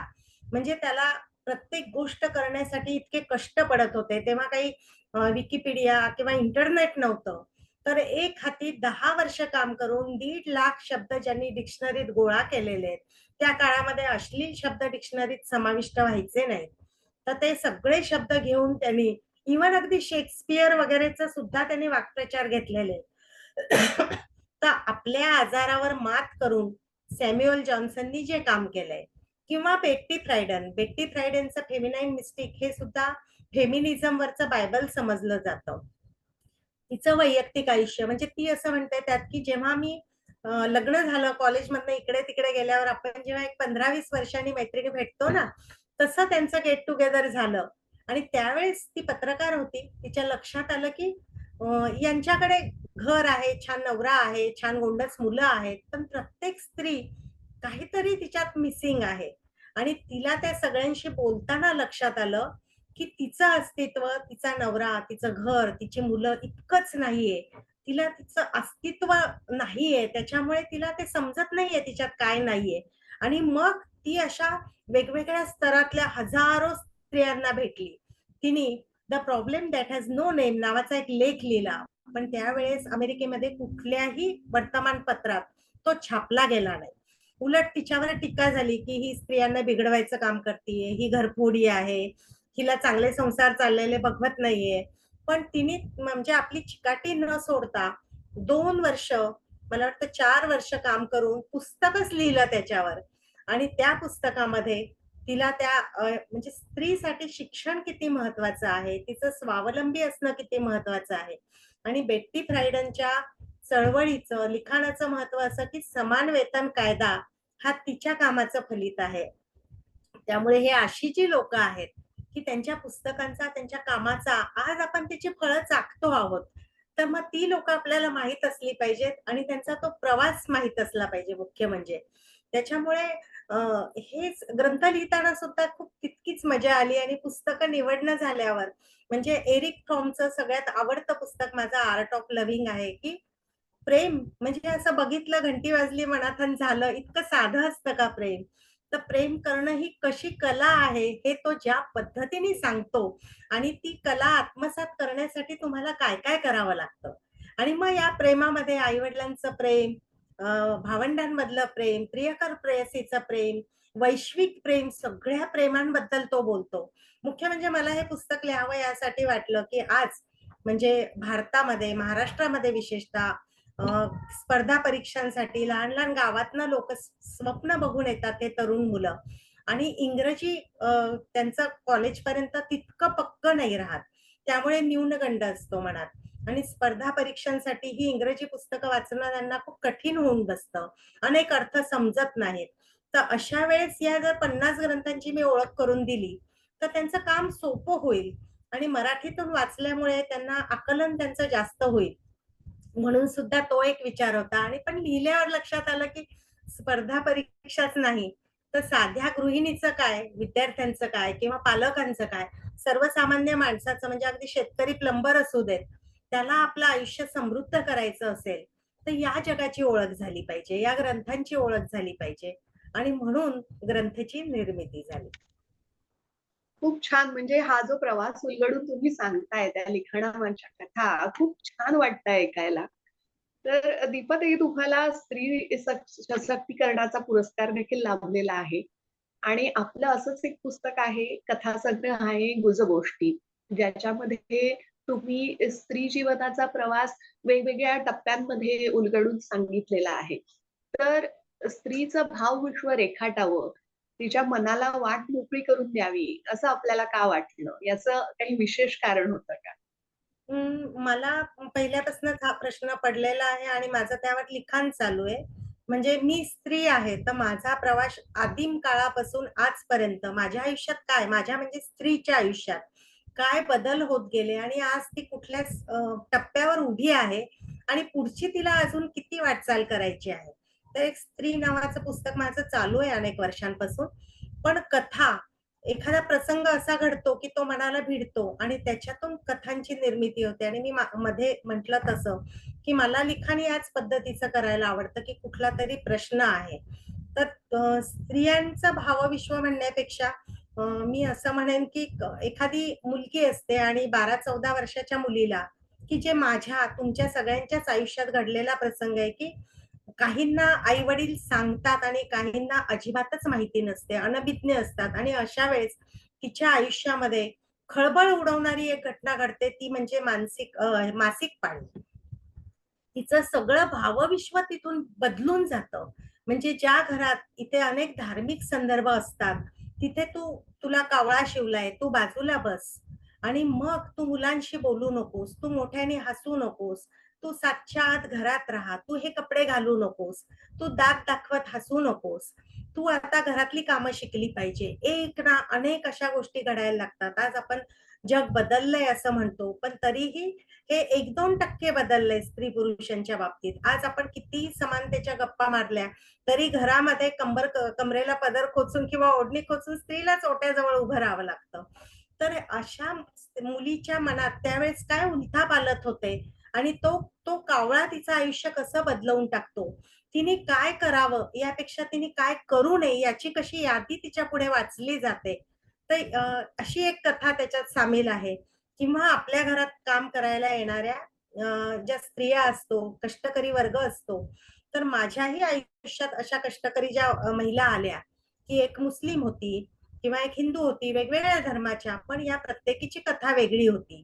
या सगळ्या स्वाभिमानी होत्या आणि मुख्य म्हणजे त्यांच्या आयुष्यातले प्रश्न म्हणजे एकीकडे त्या प्रश्नांशी झगडत असतात, दारुडा नवरा असेल किंवा जे काय प्रश्न असतील किंवा एखादी स्त्री की तिचं नवऱ्याने टाकून दिलेलं असतं, पण कोणावर तरी प्रेम असतं आणि मग समाज की ही चारित्र्यहीन आहे म्हणून बघत असतो. मग इतर पण तरुण किंवा इतर पुरुष ट्रक पासून क्लीनर पर्यंत सगळे ट्रक ड्रायव्हर पासून तिच्यावर डोळा ठेवून असतात. कारण ती उपलब्ध आहे आपल्यासाठी अशी समजूत असते. अशा वेळेस ती कशी झगडत असते. म्हणजे आपल्याला घरी एक दिवस आली नाही तर आपल्याला त्रास होतो, की सांगता येत नव्हतं का तुला यायचं नव्हतं तर. पण साधं आधार कार्ड काढायला तिला किती वेळ उभं राहावं लागलेलं असतं त्या ऑफिसच्या बाहेर. तर अशा एक 4-5 कष्टकरी स्त्रियांच्या कथा सामील झाल्या किंवा उच्चभ्रू वर्गातली एखादी मैत्रीण माझी मला अशी पण भेटते, की जी आपल्या सासू-सासऱ्यांपेक्षा घरातल्या पेट्सवर, कुत्र्या-मांजरावर जास्त प्रेम करतीये. त्यांना थोडं काही झालं, की ती म्हणजे पेक्षाही जास्त जपतीये. पण ते सासू-सासरे जे आहेत त्यांचे जे हाल चाललेत ते तिला दिसत नाहीयेत. तर हा अतिरेक जो आहे, तो पण त्या स्त्री बद्दलचाच आहे, तो पण याच्यात आहे. तर अशा अनेक कथा किंवा आपण प्रवास करतो, त्यावेळेस एकटी स्त्री प्रवास करत असेल आणि ती तरुण असेल, तर तिला अनेक सूचना मिळतात, की जास्त कोणाशी बोलू नकोस, काही खाऊ नकोस, त्यातून गुंगीचं औषध दिलं जाईल तुला. तर अशा वेळेस ती स्त्री त्या प्रवासाकडे, त्या भेटणाऱ्या माणसांकडे कशी बघते? तर या प्रकारे स्त्रियांचं आयुष्य, त्यांचा प्रवास उलगडून दाखवणाऱ्या काही मनोरंजक सुद्धा कथा आहेत त्याच्यात. Amazon Kindleवर हे तुम्ही प्राईम मेंबर असाल तर तुम्हाला फ्रीमध्ये वाचायला मिळेल तो कथासंग्रह. नाहीतर त्याची काय बारीकशी किंमत असेल Kindleवर. पण तशा त्या वेगवेगळ्या वेळेस लिहिल्या गेलेल्या कथा आहेत आणि मला असं वाटतं, की ते आपल्यातले बदल टिपायला, समजून घ्यायला, पुढे जायला खूप म्हणजे मदत करणारे आहेत. खूप छान सांगितलं तुम्ही. आपल्यातले बदल टिपून घ्यायला आणि आपल्याला पुढे घेऊन जाणाऱ्या या कथा आहेत. खरंच छान वाटतंय ऐकायला. जसं आपण दीपाताई सिम्फनी असेल किंवा कॅनव्हास असेल, जीनियस असेल, तुमचे आमचे सुपर हिरो असतील, याच्यामध्ये सुप्रसिद्ध लोकांच्या बाबतीत लिहिलं, त्यांच्या प्रवासाबद्दल लिहिलं. तसंच आपलं एक पाथ फाइंडर्स म्हणून पुस्तक आहे. 2 भागामध्ये आपण हे पुस्तक लिहिलेलं आहे. याच्यामध्ये आपण सामान्यांमधील असामान्य अशा ज्या अनवट वाटेवरून चालत जाणाऱ्या व्यक्ती आहेत आणि समाजात विधायक कार्य करतात, त्यांच्याबद्दल लिहिलेलं आहे. तर मला इथे आणि प्रेक्षकांना सांगायला आनंद वाटतोय, की अभिमानही वाटतोय, की आपले जे ग्रंथ तुमच्या दारीचे प्रणेते आहेत, ग्रंथदिंडी जी जगभर आता पोहोचलेली आहेत, त्याचे जे शिल्पकार आहेत विनायकजी रानडे यांच्या प्रवासाबद्दल सुद्धा त्यांची माहिती पुस्तक वेडा विनायक या नावानं दीपाताईंनी पाथफाइंडर मध्ये समाविष्ट केलेली आहे. तर ही खरंच आम्हा ग्रंथ तुमच्या दारी परिवारासाठी नक्कीच कौतुकाची गोष्ट आहे. धन्यवाद दीपाताई. तर दीपाताई, इथे मला तुम्हाला असा प्रश्न विचारायचा आहे, की तुमच्या आयुष्यातील पाथफाइंडर कोण आहे? अं, आत्ता विनायकबद्दल जे बोलला, तर विनायक हा माझा चांगला मित्र आहे आणि विनायकचा आधीचं आयुष्य आणि नंतर अपघात झाल्यानंतरचं आयुष्य, तर यातला तो जो बदल झाला त्याच्यामध्ये आणि तो बदल त्यांनी स्वतःमध्ये नवीन आयुष्य मिळाल्यासारखा जो ग्रंथांसाठी, पुस्तकासाठी केलाय, त्याबद्दल एक मित्र म्हणून मला त्याचा खूप अभिमान वाटतो. आणि मला असं वाटतं मीच काय, कोणीही त्याचा हा प्रवास बघितला आणि तो प्रवास थांबलेला नाहीये. तो अव्याहतपणे चालू आहे. म्हणून त्याच्याबद्दल लिहिणं हे अपरिहार्यच होतं. पाथफाइंडरमध्ये अशीच सगळी लोकं आहेत, की जे वेगळ्या वाटेनं चालणारी आहेत. त्यामुळे मला विनायक आणि विनायक सारखी त्यातले अनेक वाटसरू यांचं कौतुक आणि अभिमान आहे. आता माझ्या आयुष्यातले पाथफाइंडर कोण? तर या प्रश्नाचा पण मी आधी विनायकबद्दल बोलले, कारण मी विचार करत होते, की कोण खरं? पण मी खरं सांगू का? 1 आणि 2 माणसं आपले आयुष्य बदलत नाहीत. आपलं आयुष्य बदलायला अनेक गोष्टी कारणीभूत असतात. म्हणजे आपण खूप वेळा असा अज्ञानी किंवा चुका करणारे असेही असतो एका टप्प्यावर. कारण त्या चुका तुम्हाला शिकवतात. त्या तुमचा गुरु परिस्थिती गुरु बनते तुमचा. अ, प्रवास करताना जी भेटलेली माणसं असतात, ती तुम्हाला शिकवतात. कसं वागावं हे पण शिकवतात, कसं वागू नये हे पण शिकवतात. ग्रंथ, पुस्तकं ही तुमचे गुरु म्हणून तुम्हाला वेगळा मार्ग दाखवतात. म्हणजे ते सुद्धा तुमचे पाथफाइंडर्सच असतात. म्हणजे परिस्थिती, येणारे अनुभव आणि भेटलेली माणसं. ही चांगली वाईट दोन्हीही मी त्यांचा समावेश करेन. चांगली माणसं तुम्हाला त्यांच्यातलं वेचायची संधी देतात, तसं बना सांगतात आणि वाईट माणसं असं कधीच वागू नका कोणाशी हे सांगतात. त्यामुळे माझे पाथफाइंडर्स हे सगळे आहेत असं मी म्हणेन. खूप छान. मला अजून एक जो तुमच्या जीवनाचा पैलू आहे, ते म्हणजे सोशल वर्क. आपण सोशल वर्कमध्ये डिप्लोमा केलेला आहे. आपण सक्रिय कार्यकर्ते आहात. नर्मदा बचाव आंदोलनात मेधाताई पाटकरांबरोबर काम केलेलं आहे. डॉक्टर अभय बंग असो, डॉक्टर राणी बंग असो यांच्याबरोबरही तुम्ही किशोरवयीन मुलांसाठी कार्य केलेलं आहे.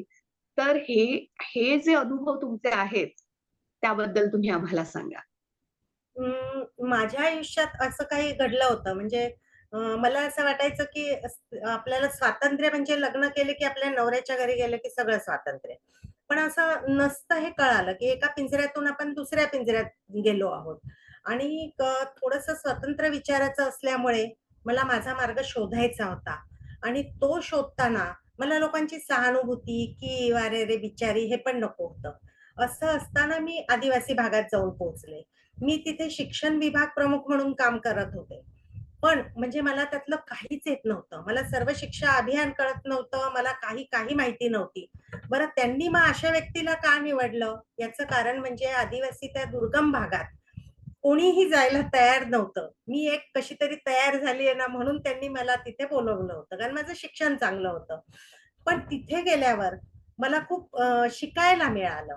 म्हणजे एक सर्व शिक्षा अभियान काय किंवा आश्रमशाळा काय आहे? शाळाबाह्य मुलं म्हणजे काय? किंवा संध्याकाळी ज्या शाळा भरतात, राजीव गांधी योजना म्हणजे काय असते? हे सगळ्या गोष्टी किंवा एक मांडीभर चिखलातून जेव्हा पावसाळ्यात चालावं लागलं चप्पल शिवाय, म्हणजे गाडीतून फिरायची सवय असली की जिथे गाडीच जाऊ शकत नाही, तिथे कसली गाडी आणि कसलं काय? तुम्हाला चालावं लागतं, पाड्या-पाड्यांवर फिरावं लागतं. 78 पाड्यांवर मी काम करत होते. तर ते सगळं कळताना कळालं आणि आदिवासी माणसं, ती अशी कोणावर झटकन विश्वास नाही टाकत. म्हणजे आपण प्राणी सुद्धा पाळले, तर जोपर्यंत विश्वास येत नाही, तोपर्यंत तुमच्या हातचं ते खात सुद्धा नाहीत. तसे हे आदिवासी मला वाटायचं आणि मी सांगितलं, की मी बोलत नव्हते, अबोल होते.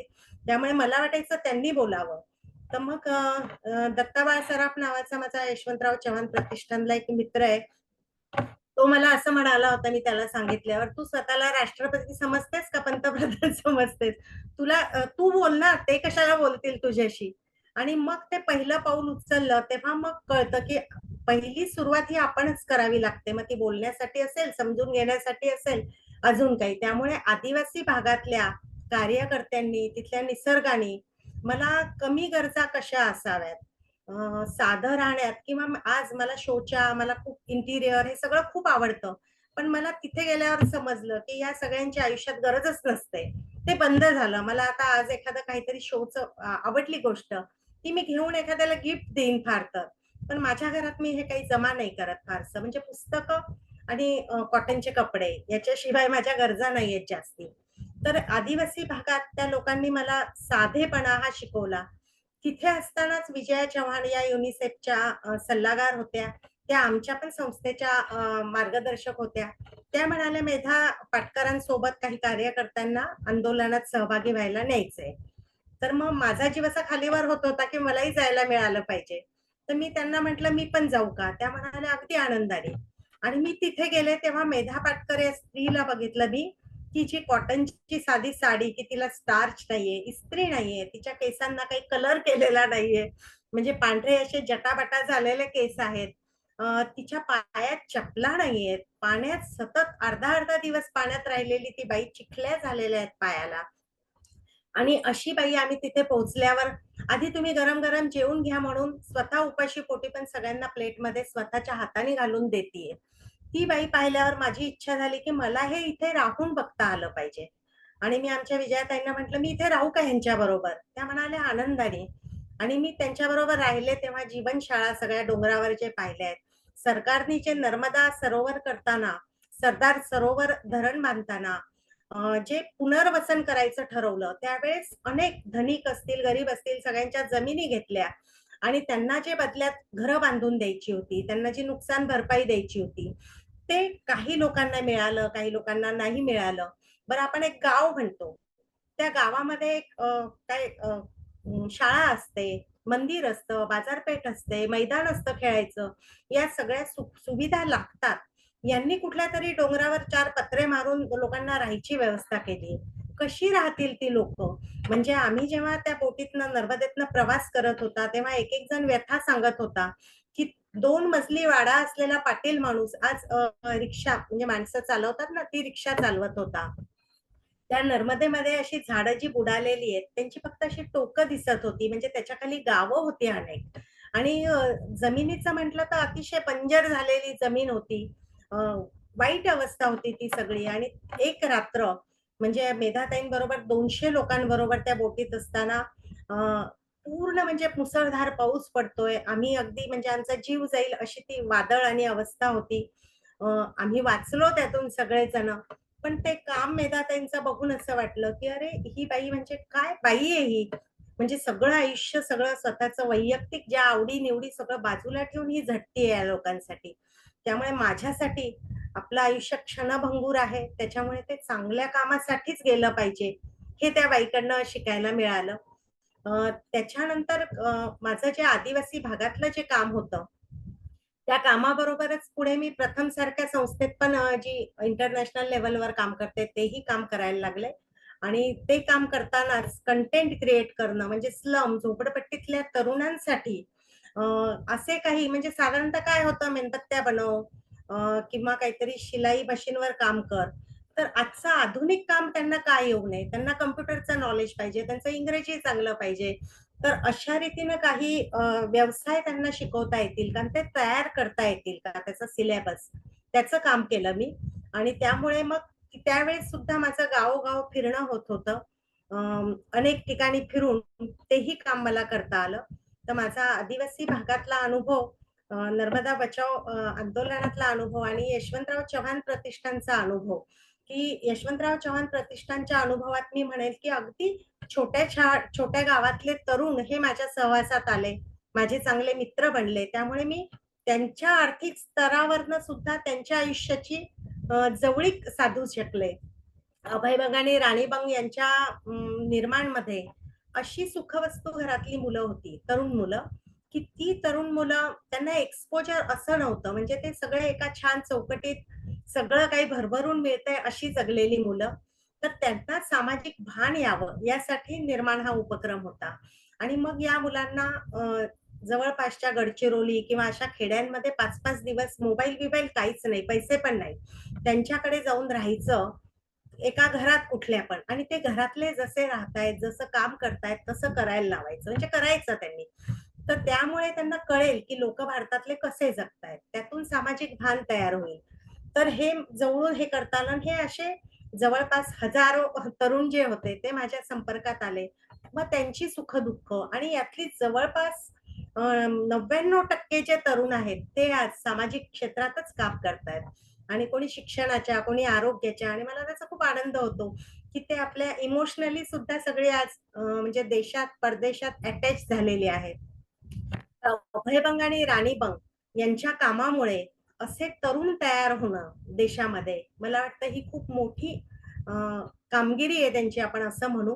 कारण त्यांच्या क्षेत्रात त्यांनी नाव कमवलेलं आहेच आहे. पण अशा याच्यात की एक आणि त्यानंतर आम्ही कुमार निर्माण असा पण उपक्रम केला, की ज्याच्यासाठी मी सुरुवात केली ज्या कामाची, त्याचं कारण निर्माणबद्दल काम करताना माझ्या असं लक्षात आलं, की 18 वर्षाच्या वर जेव्हा तो ग्रॅज्युएट होऊन बाहेर पडतोय, तेव्हा त्याची थोडी जडण-घडण झालेली आहे. त्याचे विचार आता पक्के होण्याकडे चाललेत. तर आपण का नाही या मुलांना पौगंडावस्थेतून, की जिथे खरं-खोटं समजवायची गरज आहे, त्या पौगंडावस्थेपासूनच त्यांना आपल्याकडे हे केलं पाहिजे.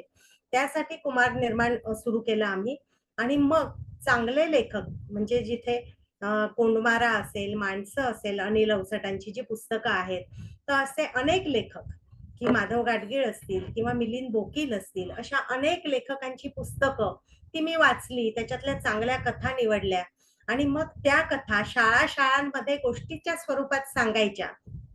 जेणेकरून एक सामाजिक समतेचं मूल्य त्यांच्या मनात रुजेल आणि मग त्याच्यावरती पुस्तकं, मासिकं तयार करणं असं कुमार निर्माणचं पण काम सुरू झालं.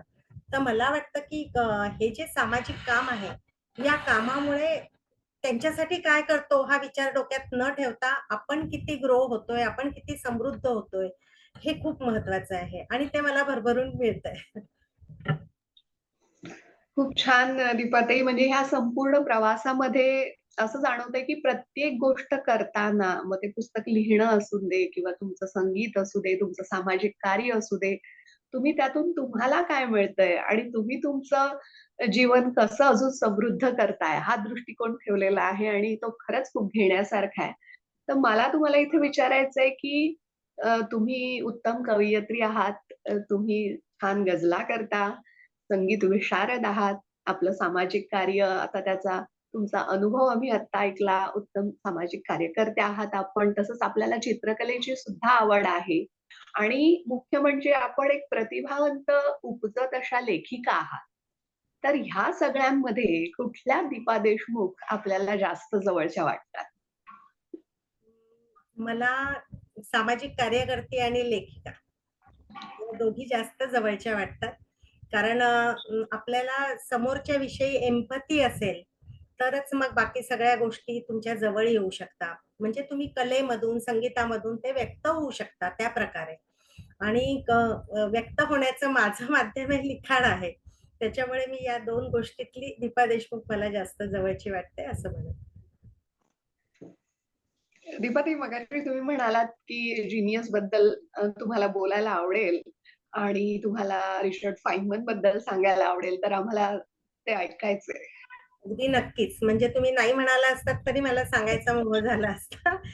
याचं कारण मी मगाशी म्हटलं ना, की आपल्याला माणसं समजली, की त्यांचं काम समजतं. मला जर विनायक समजत असेल, तर विनायकचं काम खूप चांगल्या रीतीने कळतं, की तो कुठल्या तळमळीने ते काम करतोय. तसं म्हणजे मी विनायक, लुई पाश्चर हे सगळे एकाच स्तरावर मानते हां. याचं कारण म्हणजे तो मित्र आहे म्हणून नाही. तर ती माणसं मोठी आहेत. तर आपण आपल्या जवळच्या माणसांचं मोठेपण पण तसंच जाणलं पाहिजे म्हणून म्हणते मी. तर हा लुई पाश्चर जो आहे, तो शालेय पाठ्यक्रमात लुई पाश्चरने पिसाळलेल्या कुत्र्यावर रेबीज नावाची लस शोधली, तो लुई पाश्चर. संपलं. याच्या पलीकडे अरे तो कसा होता? तुमच्या माझ्यासारखा हट्टी होता का? त्याला काही छंद होते? काही नसतं. अर्थात मी समजू शकते, की पाठ्यपुस्तकात मर्यादा असते शब्दसंख्येची. पाठ्यपुस्तकात तुम्हाला इंट्रोडक्टरी ओळखीपुरतंच सांगतात. हेतू हा असतो, की तुम्ही जास्त खणून काढा, अजून शोधा. तर त्यामुळे मग आमच्यासारख्यांनी ते काम करायला पाहिजे. तर हा लुई पाश्चर म्हणजे तो कॉलेजमध्ये गेला, तेव्हा तो प्रेमात पडला.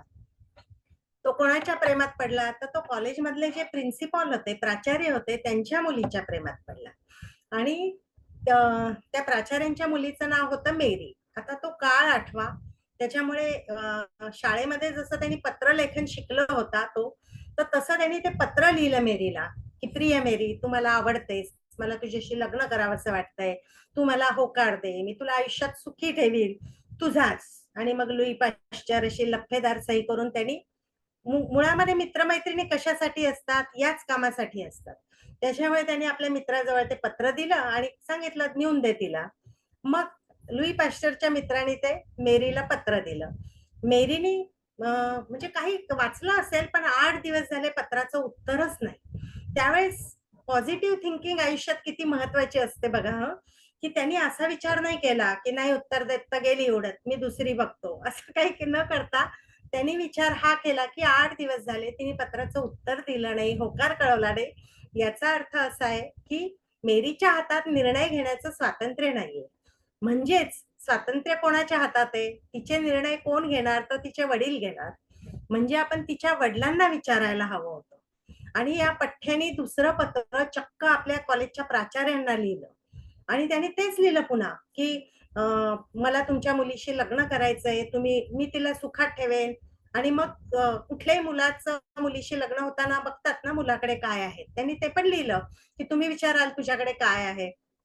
तर माझ्याकडे राहतं घर आहे 2 मजली आणि माझी जमीन आहे शेतजमीन.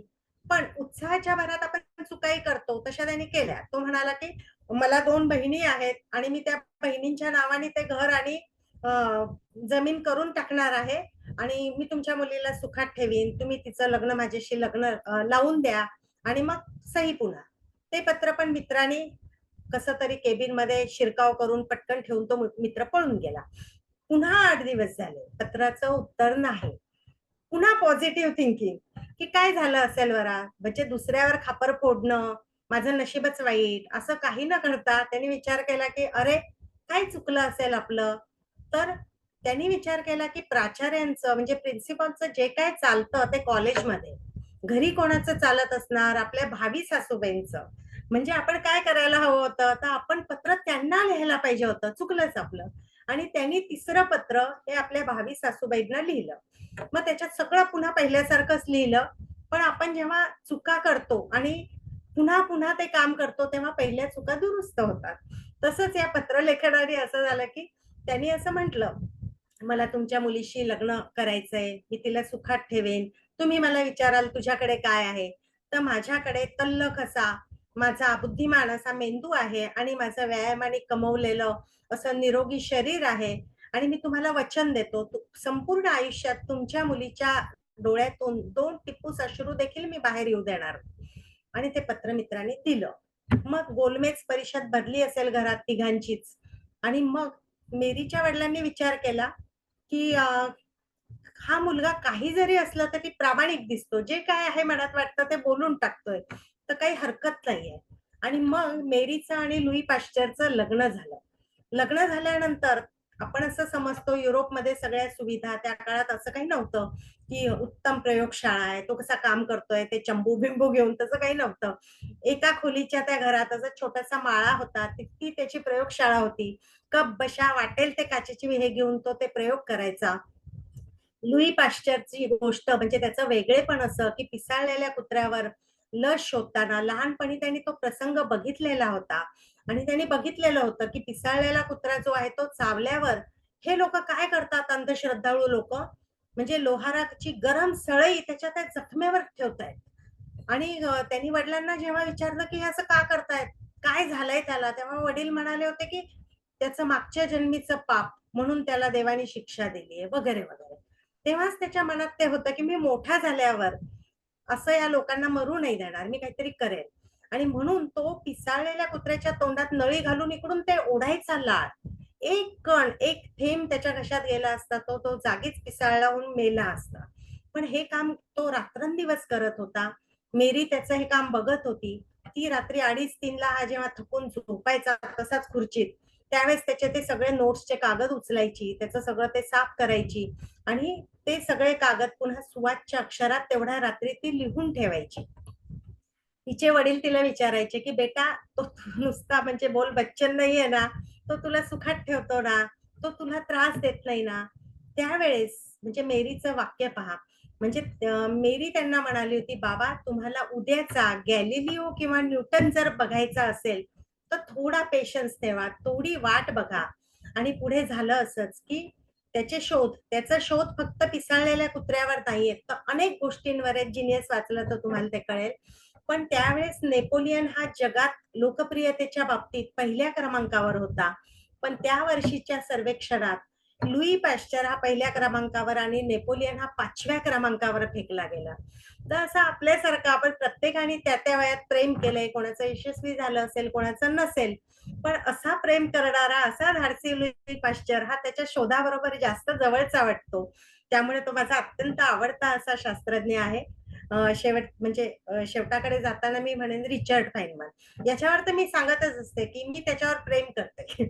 आणि मी म्हणजे अगदी 80 वर्षाची झाले तरी मी म्हणेन की मी रिचर्ड फाइनमनवर प्रेम करते. अगदी शनिवार वाड्यावर जाऊन सांगेन. याचं कारण की त्याच्यातला मानवतावाद. रिचर्ड फाइनमनला नोबेल पुरस्कार मिळाला तरी तो नॅनो टेक्नॉलॉजीची चाहूल त्याला पहिल्यांदा लागली. तो अतिशय उत्तम गणितज्ञ होता. तो इतिहास तज्ञ होता म्हणूया आपण. तो अतिशय चांगला संगीतकार होता. त्याची चित्र बघा तुम्ही गुगलवर टाकून की पिकासो, व्हॅन गॉग सारखी त्याची चित्र आहेत सुंदर. तर मग असा माणूस आहे म्हणून तो मला आवडतो का? तर नाही. म्हणजे तो छोटा जेव्हा होता तेव्हा त्याला मॅड जिनियस म्हणून ओळखायचे आजूबाजूचे. 8 वर्षाचा छोटासा मुलगा आणि त्याच्या आई वडील त्यांना मुलांना म्हणजे त्याची बहीण आणि तो कधीही त्यांना असं म्हणायचे नाहीत, पसारा करू नका, हे करू नका, ते करू नका. म्हणजे पालकांनी लक्षात घेण्यासारखं आहे. म्हणजे त्याच्याबद्दल सांगताना मी सांगेन की कराडला कल्पना चावला विज्ञान केंद्रात जेव्हा माझं व्याख्यान झालं होतं, तेव्हा मी निघाल्यावर एका मुलाने फोन केला होता आणि त्यांनी म्हटलं होतं की मी रिचर्ड फाइनमनचं तुमचं पुस्तक विकत घेतलंय. म्हटलं, "अरे वाह! तुला खूप आवडला का माझ्यासारखाच?"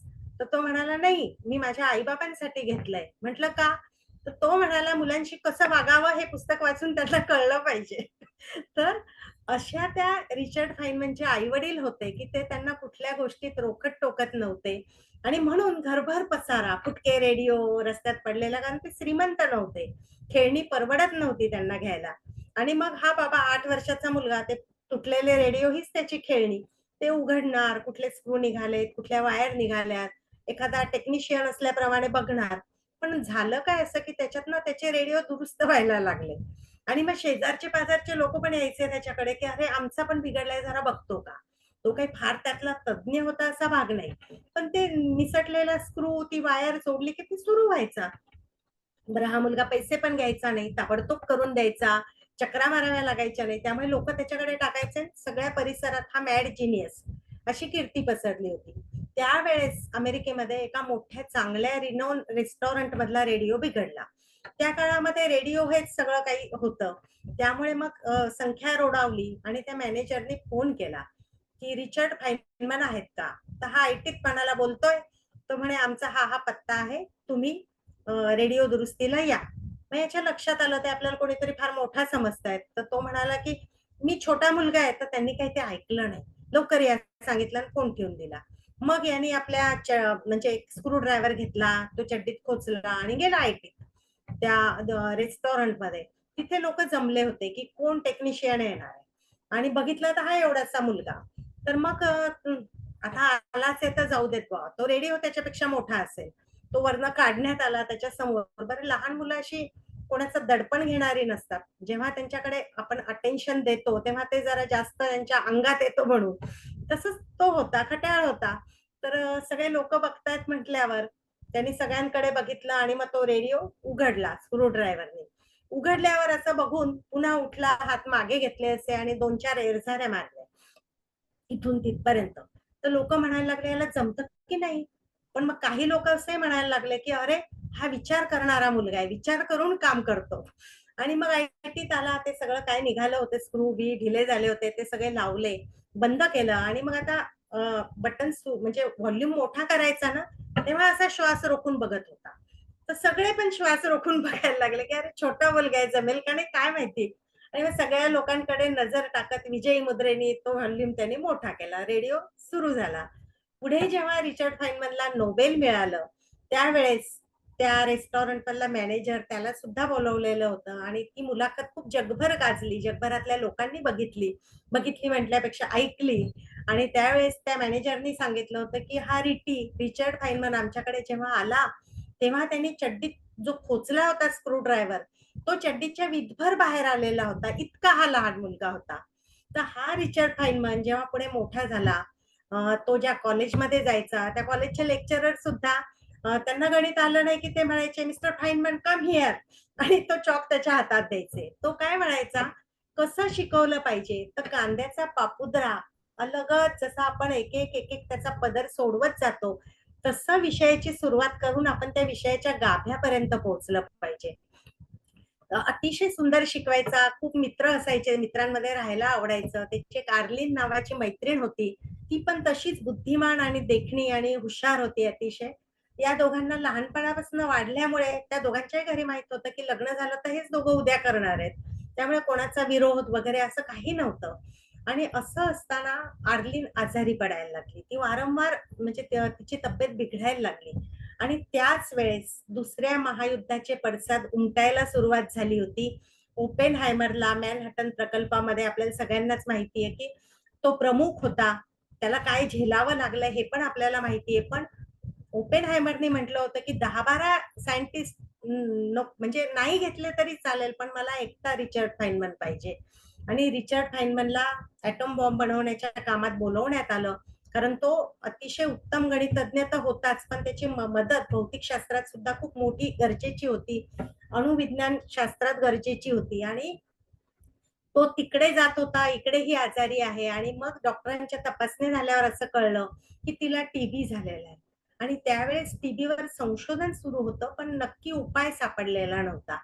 तर झालं असं की खूप वाईट वाटलं. डॉक्टरांनी सांगितलं की तिचे आता थोडे दिवस आहेत, तिला आनंदात ठेवा, तिला फार काही त्रास म्हणजे होईल असं काही सांगू नका, आणि लग्न वगैरे, मुलं वगैरे हे तर सगळं विसरूनच जा.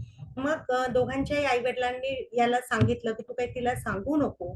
त्यावेळेस रिचर्ड फाइनमननं जेव्हा ते कळालं त्याला हिला काय झालंय, त्यावेळी मनातल्या भावना सगळ्या कागदावर उतरून ठेवलेल्या होत्या. ती हॉस्पिटलमध्ये शेवटी तिला ऍडमिट करण्यात आलं. आणि ऍडमिट केल्यानंतर तिला कळत होतं की लोक आपल्याशी चांगलं चांगलं वागतायत, आपली जास्त काळजी घेतायत, आपण बरं होत नाही. तर ती त्याला एक दिवस म्हणाली, मला सांग तू मला काय झालंय, तू माझा चांगला मित्र आहेस, तू मला काही माझ्यापासून लपवणार नाहीस. त्यावेळेस त्याने आपल्या खिशातली ती चिठ्ठी कागद तिच्या हातात दिला. त्याच्यात त्यांनी लिहिलं होतं की प्रिया आर्लीन, तुला टीबी झालेला आहे आणि मी तुझ्याशी खोटं कधीच बोलू शकणार नाही.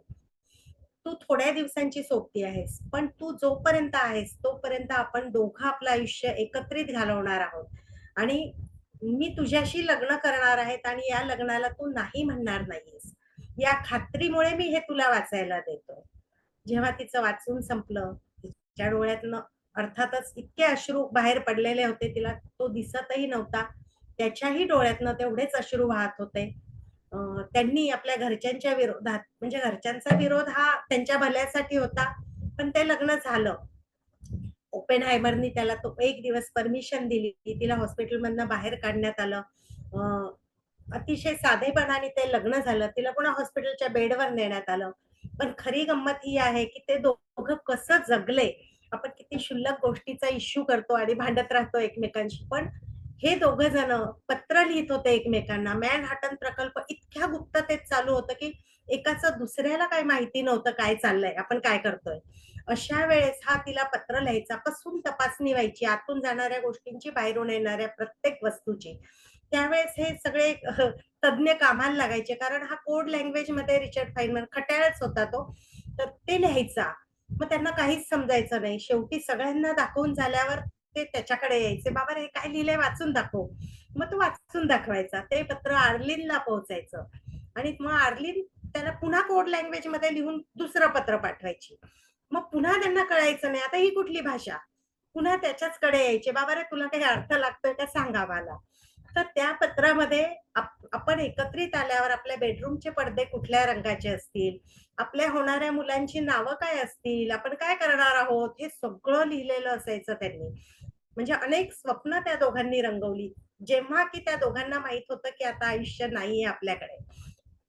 एक दिवस असंच झालं की फोन आला हॉस्पिटलमधून की ताबडतोब निघून ये, फार काही क्षण आहेत तिच्या जवळ आता.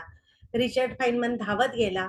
त्याने तिचा हात हातात घेतला आणि त्याच्या हातात हात असतानाच आर्लीननं प्राण सोडला. तिचे सगळे काय त्याच्या मनाची काय अवस्था असेल आपण कल्पनाही करू शकत नाही. ते सगळं करून तो पुन्हा कामावर जायचं होतं. काय म्हणतो दुःखाची चेन करायची सुद्धा त्याला अवधीच नव्हता त्याच्याकडे.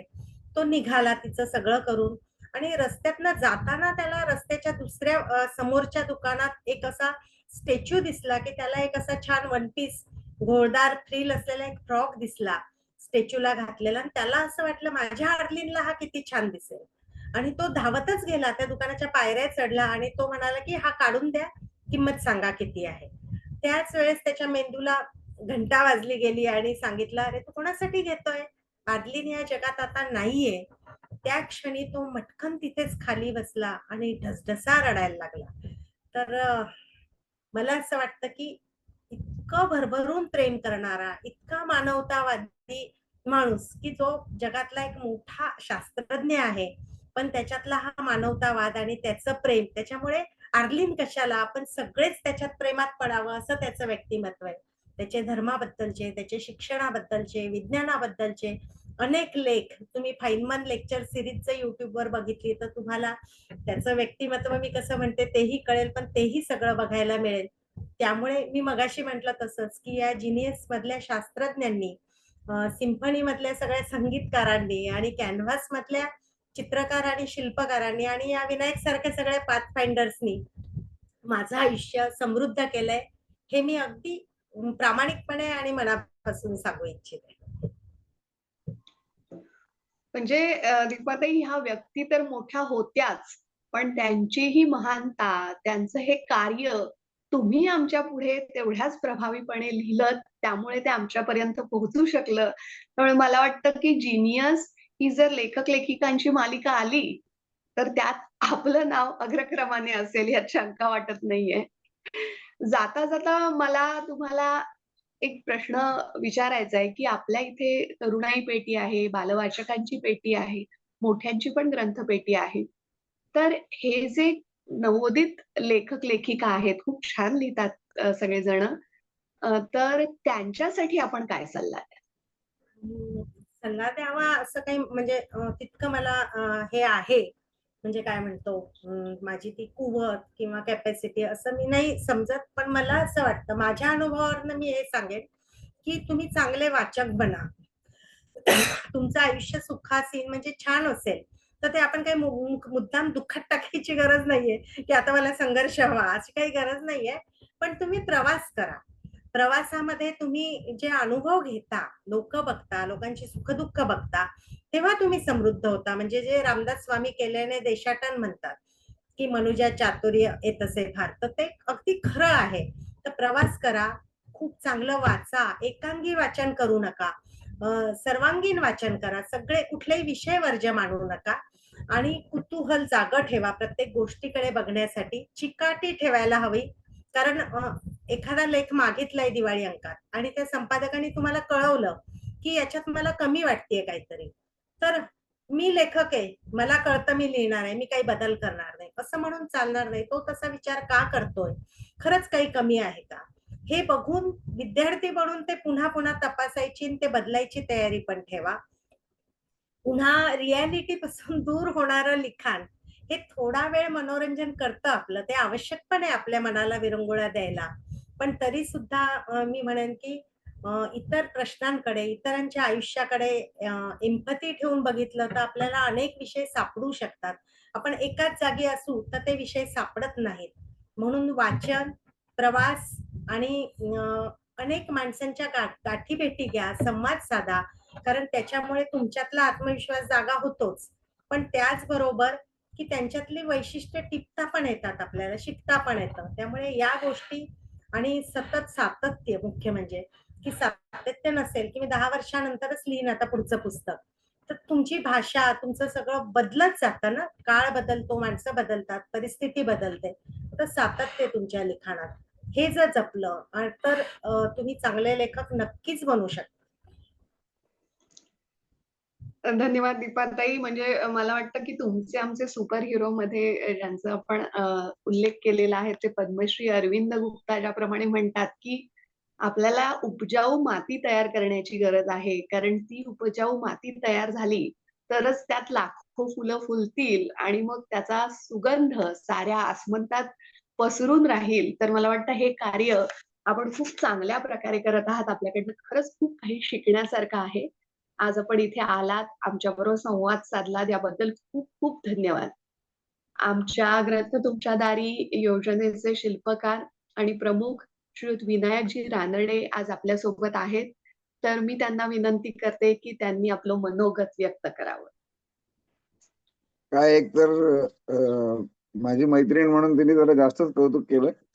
पण मला एक नक्की माहितीये की तिच्या इतकं अभ्यासू आणि व्यासंगी व्यक्तिमत्व नाही. आमची मैत्री झाली तेव्हापासून तिच्या सगळ्या या पैलूंना मी जाणतो, ओळखतो. तिची मुलाखत होते हा मला खूप आनंदाचा आणि अभिमानाचा भाग वाटला. कारण ग्रंथ तुमच्या दारी ही प्रवृत्ती आहे स्वतःबरोबर दुसऱ्याला समाविष्ट करून घेण्याची, स्वतःचं दुसऱ्याला देण्याची आणि दुसऱ्याला समजून घेण्याची. त्यामुळे त्या लेखामध्ये तिने लिहिलेला अनवट वाटेच्या वाटसरू मधला मी हा एकटा नसून आपला पूर्ण परिवार या वाटेवर चालतोय. त्याच्यामुळे त्याचा मी एक प्रतिनिधी आहे असं मला वाटतं. दीपा जशी छान लेखिका आहे तशी छान माणूस पण आहे. मगाशी तिने जसं सांगितलं की या शास्त्रज्ञ मला का आवडतो, त्याच्यात मानवतावाद आहे आणि तो मानवतावाद दीपामध्ये पण आहे. दीपाचा हा प्रवास चालू असतानाच मला चांगलं आठवतंय की वाकडला एक पुण्यातली 100+ कुठली तरी एक पेटी द्यायची होती आणि लेखिका म्हणून मी दीपाला म्हटलं तू येशील का. ऑल द वे पुण्यात इकडून तिकडे अंतर खूप आहे. जसं तुमच्या UAE मध्ये 7 एमिरेट्स इकडे तिकडे आहेत तसंच पुणे आहे. पण ती तेवढ्या करता आली आणि तिने ते जे शब्दबद्ध केलं आहे ते वाचून आपल्याला पण प्रश्न पडतो आणि मला असं वाटतं की या लेखकांचे आपण आभार मानायला पाहिजेत. कारण ते जेव्हा योजनेबद्दल काहीतरी लिहितात, या मागच्या वेडाबद्दल काहीतरी लिहितात, तर त्या वेडापेक्षा ते लिहिलेलंच इतकं सुंदर असतं की या वेडामध्ये अनेक जण गुरफटले जातात. म्हणजे ह्या गोष्टीचा फायदा या 50 पाथ फाइंडर मधनं या प्रत्येकाच्या कामाला ऊर्जा देण्याचं काम दीपाने केलंय. म्हणजे ती वेगळीच एक ताकद तिच्यात आहे. आमचा परिवार खूप छान आहे. प्रज्ञाने आता ओळख करून दिली आणि UAEचा एक वैशिष्ट्य असं आहे की प्रत्येक वेळी नवीन वाचकाला, नवीन सभासदाला संधी देण्याचं काम ही सगळी मंडळी करतात. त्यामुळे ह्याच्यामध्ये विविधता आहे आणि प्रत्येकाचे नवीन नवीन पैलू आपल्यापर्यंत उलगडले जातात. दीपाचं नाव पहिल्यापासूनच माझ्या मनात होतं. पण जसा तो बालदिन आला तसं माझी ही बालहट्ट पण पूर्ण झाला. त्याबद्दल पल्लवी आणि तुमच्या सगळ्यांचे पण मी आभार मानतो. कारण ह्या लोकांना ऐकायला मी समक्ष ऐकलेलं आहे. पण ही लोक लिखाणाच्या पाठोपाठ माणसं म्हणून किती, म्हणजे मला चांगलं आठवतंय की दीपाने माझी एका रेडिओ चॅनलला पण मुलाखत घेतली होती. व ती माझी मुलाखत घेत होती का मी तिची घेत होतो असा आमचा गमतीचा सगळा प्रवास चालू होता. कारण ह्यांच्याकडनंच आपल्याला शिकायला मिळतं, ऊर्जा मिळते, उर्मी मिळते आणि या दर महिन्याला नवीन भेटणाऱ्या लेखकांमधनं लेखणीच्या पलीकडचा माणूस तुम्ही जो सगळ्यांना उलगडून दाखवताय त्याच्याबद्दल सगळेजण तुमचं खूप वाहवा करतात. माझ्या माहितीप्रमाणे आज आपल्याकडे 50 लोक आलेत का 60 लोक आलेत हे महत्वाचं नाहीये. तर ही नंतर चॅनलवर तुम्ही जेव्हा टाकाल, अपलोड कराल तेव्हा खूप लोक बघतात आणि इतकी सकस मुलाखत जेव्हा होते, जेव्हा जो मुलाखत घेणारा असतात त्याची पण ती ताकद असते आणि ती तुमच्या सगळ्या टीमची आहे. त्यामुळे मला ग्रंथ तुमच्या दारीच्या UAE परिवाराचा नेहमीच अभिमान आणि हे वाटतो की भारताबाहेरचं पहिलं पाऊल आणि ते यशस्वी झालं. आज पुढच्या वर्षी 10 वर्ष पूर्ण होतील. दीपा या पूर्ण प्रवासामध्ये सगळ्यात मोठं श्रेय जर कोणाचं असेल तर या UAE टीमचं आहे. कारण यांनी त्या ग्रंथपेटीची संवादिनी केलेली आहे. नुसतंच पुस्तकं वाचत नाहीत तर त्या वाचनाबरोबर माणसं घडवतात, माणसं वाचतात, मुलं घडवतात. सगळ्यात मोठं काम तर UAE मधलं मला जास्त आवडलं की तरुणाई आणि मुलांच्या पेट्यांवरती खूप जोर देते. पल्लवीचा तर त्याच्यात मोठा वाटा आहे की मुलांसाठी वर्षभर वेगवेगळे कार्यक्रम करणं. प्रचिती आहे, नीलम आहे, या सगळ्या विशाखा आहे, या सगळ्या जणींनी एक खूप छान परिवार निर्माण केलाय आणि पाथ फाइंडर मध्ये माझ्याबद्दल लिहून आलं असं मला अजूनपर्यंत वाटत नाही. तर ते आमच्याबद्दल लिहून आलं. कारण विनायक रानडे हा एक चेहरा आहे, कोणाला तरी एक नाव पाहिजे म्हणून. पण याच्यातल्या प्रत्येकाचं योगदान मोलाचं आहे. तुमच्या लेखकांना वाचकांपर्यंत पोहोचवण्यासाठी मानवतेची वाचकांची साखळी असं ग्रंथ तुमच्या दारीचं वर्णन करायला नक्की हरकत नाही. त्यातला एक कोणतरी असतो, तू आलीस, तुझे खूप मनापासून आभार. आपण भेटतच असतो, बोलतच असतो, पण आज तुला असं ऐकताना मला सुद्धा असं भरभरून येत होतं, जरी मी तुला अनेक वेळा ऐकलं असेल. आणि सगळ्यात पल्लवी महत्वाची गोष्ट लक्षात घे, तिच्या सहवासात आलेले इतके थोरथोर व्यक्ती आहेत आणि या सगळ्यांचा सारांश कुठेतरी जीवनामध्ये झरपतोच आणि तो ते प्रगल्भता बोलण्यामधनं आणि याच्यामधनं येते. म्हणजे आज तिला मी पहिल्यांदा भेटलो तेव्हाची ती आणि आत्ताची ती ह्याच्यामध्ये सुद्धा मला अभिमान वाटेल असेच तिची उंची वाढत चालली. ती अशीच वाढत राहो. तिच्या पुढच्या नवीन पुस्तकांसाठी खूप खूप शुभेच्छा. तुझं लिखाण थांबू नको. तुझं लेखन ही एक आम्हाला सुद्धा सिम्पथीच आहे, म्हणजे सिम्फनीच आहे आणि ती सिम्फनी अशीच या वाचकांच्या मनाबरोबर रुळत राहू अशा तुला शुभेच्छा देतो. ग्रंथ तुमच्या दारी युई परिवाराचे मनापासून आभार मानतो. असे छान छान उपक्रम त्यांनी घेत जावे. मी तुमच्यातला एक दुवा आहे, काय लागेल तर मी तुमच्या पाठीशी कधीही असतो. अनेक लेखक तुमच्यापर्यंत पोहोचवण्याचं काम करतो, तसं लेखकांना इथपर्यंत आणण्यासाठी सुद्धा लागेल ती मदत नेहमीसारखीच करत राहील. सगळ्यांचे मनापासून आभार आणि सगळ्यांना मनापासून शुभेच्छा. मला इथे फक्त एका प्रश्नाबद्दल बोलायचंय, ते म्हणजे माझा नंबर 9545555540. पुन्हा एकदा सांगते, 9545555540. आणि मला एक विचारलं की आगामी लिखाण, तर आगामी लिखाणामध्ये माझ्या मुलांसाठीची अशी 5 पुस्तकं येत आहेत की साधारणतः ती 6-7 वर्षापासून ते 12 वर्षापर्यंत कोणीही वाचावीत. वन पेज स्टोरी, लहान मुलांचा वाचनाचा स्पॅन कमी असतो, त्यामुळे एका पानावर चित्र खूप सारी आणि एका पानावर ती गोष्ट. अशी 2 पुस्तकं आहेत. त्याच्यानंतर चांदोबाचा अनुवाद करत असताना त्यातल्या काही स्टोरीज आहेत. आणि छोट्या मुलांसाठी आर्किटेक्चरवर पुस्तक आहे आणि मोठ्या लोकांसाठी पण आर्किटेक्चरवर पुस्तक आहे. डायरेक्टर्स हे पुस्तक लवकरच येईल. ते आपल्या भारतातले 7 म्हणजे व्ही शांताराम, राज कपूर, श्याम बेनेगल अशी जी दिग्गज अशी डायरेक्टर मंडळी आहेत, त्यांचं आयुष्य आणि त्यांची कारकीर्द याच्यावरचं पुस्तक येईल. दिग्गज नावाचं पुस्तक आहे की साधारणतः अशी माणसं की जानेवारी पासून डिसेंबर पर्यंत ज्यांचा जन्म झालाय आणि त्या म्हणजे याच्यासाठी की आपल्याला निबंध लिहायचे असतात, आपल्याला त्या महिन्यात कोण कोण आहे आणि त्यांनी काय कामगिरी केली ही जगभरातली माणसं असतील त्याच्यामध्ये. आणि मी स्त्रीबद्दल तर बोललेच, ते आहे. आणि रोहन प्रकाशनातर्फे अर्नॉल्ड श्वार्झनेगर वरचं पण पुस्तक लवकरच येईल, जॅकी चॅन वरचं येईल. तर ही सगळी पुस्तकं जी आहेत ती आता 70-80% झालेली आहेत, लवकरच प्रकाशित होतील. म्हणजे या आम्हाला सगळ्यांना, सगळ्या वाचकांना किंवा प्रेक्षकांना एक विनंती आहे की आपल्या व्हॉट्सअप ग्रुपवरती दीपाला ऍड केलेला आहे, तिचा नंबर आपण तिथे परत देऊया. त्यामुळे तेच त्यांना सांगायला कृपया लावू नका. त्या ग्रुपवरती तुम्हाला तिचा नंबर मिळेल. आणि माझी वेबसाईट आहे त्याची दीपादेशमुख.com. त्याच्यावर तुम्ही कधी जाऊन माझे काही ब्लॉग आहेत, काही छोटे छोटे लेख आहेत, कविता आहेत, ते सुद्धा वाचू शकता. नक्कीच दीपाताई, आणि तुमची पुस्तकं लवकरच आमच्या ग्रंथपेटीत येतील आणि आम्हाला वाचायला मिळतील याची आम्ही वाट बघतोय. धन्यवाद आपले. आणि विनायकजी, आपण नेहमी आमच्या पाठीशी आहात, म्हणूनच हे सगळं घडू शकतंय. Thank you so much. आता मंडळी, वेळ आलेली आहे आपल्या प्रश्नोत्तरांची. आपले जे काही प्रश्न असतील ते कृपया चॅट बॉक्स मध्ये लिहा. मी आपल्या रुवेसच्या समन्वयिका सौ विभा लाड यांना विनंती करते की त्यांनी प्रेक्षकांच्या प्रश्नोत्तरांना घ्यावं. धन्यवाद.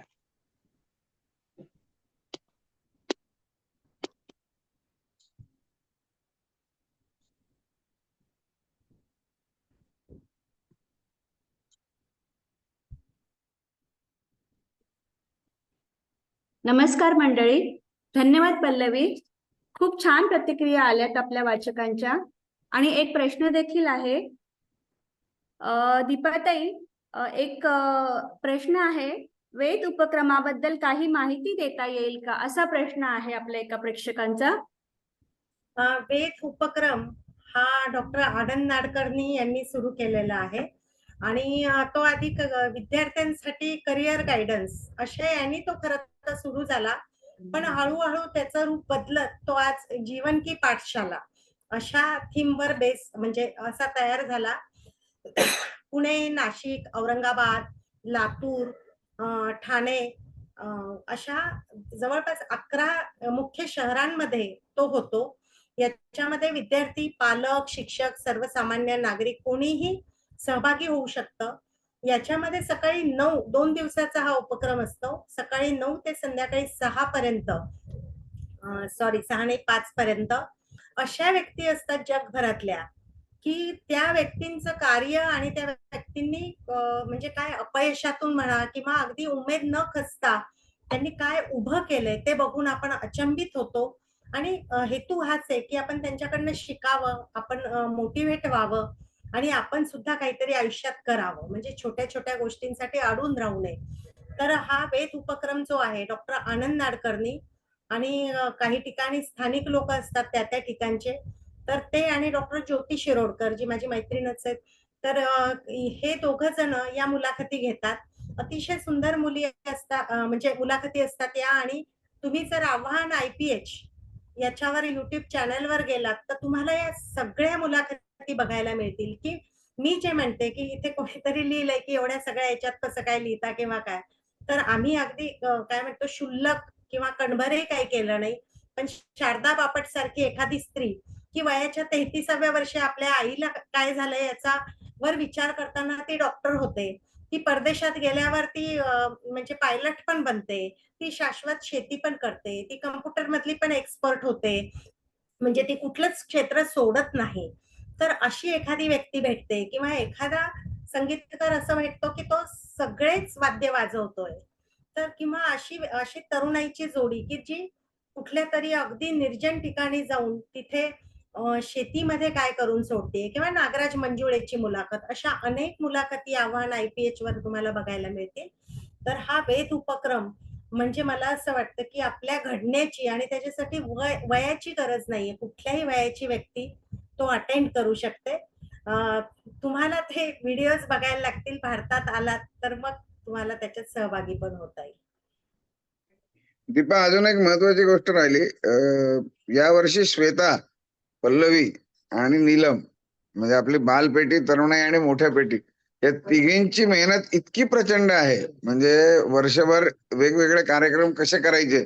आणि मला नेहमी असं वाटतं की कोणीतरी नावाकरता झटतं, कोणीतरी पैशाकरता झटतं, पण दुसऱ्याला आनंद देणारे झटणारे जर कोणी असतील तर ते फक्त ग्रंथ तुमच्या दारी परिवारात आहेत. या तिघांचा मनापासून परत एकदा कौतुक. श्वेता पोरवालचं तर इतकी मनापासून काम करते, पल्लवी मुलांसाठी इतकी मनापासून काम करते, नीलम तर आहेच, बाकीचे सगळ्याच जणी आहेत. पण या तिघींचा या वर्षीचा जो सगळा कालखंड आहे तो खूपच ग्रेट आहे. Hats off to you. धन्यवाद विनायकजी. आता आपल्याला तुझे पण अभिनंदन करायचं राहिलं. धन्यवाद. सगळ्यांची नावं घेणं नाही शक्य झालं. धन्यवाद. आता आपल्याला विभा लाड. विभा लाड. आता आपल्याला कार्यक्रमाची सांगता करण्याची वेळ आलेली आहे. दीपा देशमुख ह्या प्रतियश आणि सामाजिक कार्यकर्त्या आहेत आणि प्रतिभाशाली लेखिका असा आपला परिचय आहे. त्यांनी आताच आपल्याला आता आपल्या या मुलाखतीत सांगितलं की तुमच्या मनाच्या भावना तुम्हाला व्यक्त करता आला तर तुम्ही उत्तम वाचक होऊ शकता. हे खूप छान वाक्य त्यांनी आता आपल्याला या मुलाखतीत सांगितलं आहे. दीपा देशमुख यांच्या लेखनातून वाचक अंतर्मुख तर होतोच, सोबत तो विचार करायलाही लागतो. त्यांच्या पुढच्या वाटचालीसाठी शुभेच्छा देऊन त्यांना आजच्या कार्यक्रमासाठी वेळात वेळ काढून त्यांनी उत्स्फूर्त अशी माहिती दिली, त्यासाठी ग्रंथ तुमच्या दारी परिवारातर्फे मनापासून आभार मानते. पल्लवी बारटक्के यांनी खूप अभ्यासपूर्ण मुलाखत घेतली, त्यामुळे आपल्याला दीपा देशमुख यांची उत्स्फूर्त अशी माहिती मिळाली. त्यांचे आभार. ग्रंथ तुमच्या दारीचे प्रेरणास्थान विनायकजी रानाडे यांच्या सतत आणि अथक परिश्रमामुळे ग्रंथ तुमच्या दारीची विक्रमी घोडदौड होते आहे. त्यांचे मार्गदर्शन तर आम्हाला सतत लाभतच असते. त्यांच्या सहकार्यामुळेच आज आपल्याला दीपा देशमुख यांच्याशी संवाद साधता आला. यांचे सुद्धा मनापासून आभार. तसेच आजच्या या कार्यक्रमाच्या सादरीकरणासाठी जी अथक मेहनत घेणारे आमचे शिलेदार प्रज्ञा शिरसाट, श्वेता पोरवाल आणि तांत्रिकदृष्ट्या सहकार्यासाठी प्रसाद बारटक्के या सर्वांचे सहकार्य लाभले. या सर्वांचे मनापासून आभार. आणि आपले प्रेक्षक ज्यांच्यामुळे आपला कार्यक्रम होऊ शकत नाही, त्यांच्या प्रोत्साहनामुळे आणि सहकार्यामुळे कार्यक्रम उत्तमरित्या सादर करण्यात आला. त्यांचे मनापासून आभार. नमस्कार. आणि सौ विभा लाड यांचे पण आभार. त्यांनी या कार्यक्रमामध्ये प्रेक्षकांची प्रश्नोत्तरं आणि आभार प्रदर्शनाचं मोलाचं सहकार्य दिलं. तर मला इथे प्रेक्षकांना सांगायला आवडेल की ह्या कार्यक्रमाचं आपण रेकॉर्डिंग केलेलं आहे आणि याचाच प्रसार युट्यूबवर करण्यात येईल. युट्यूबची लिंक आपल्या ऑडियन्सच्या ग्रुपवर शेअर करण्यात येईल.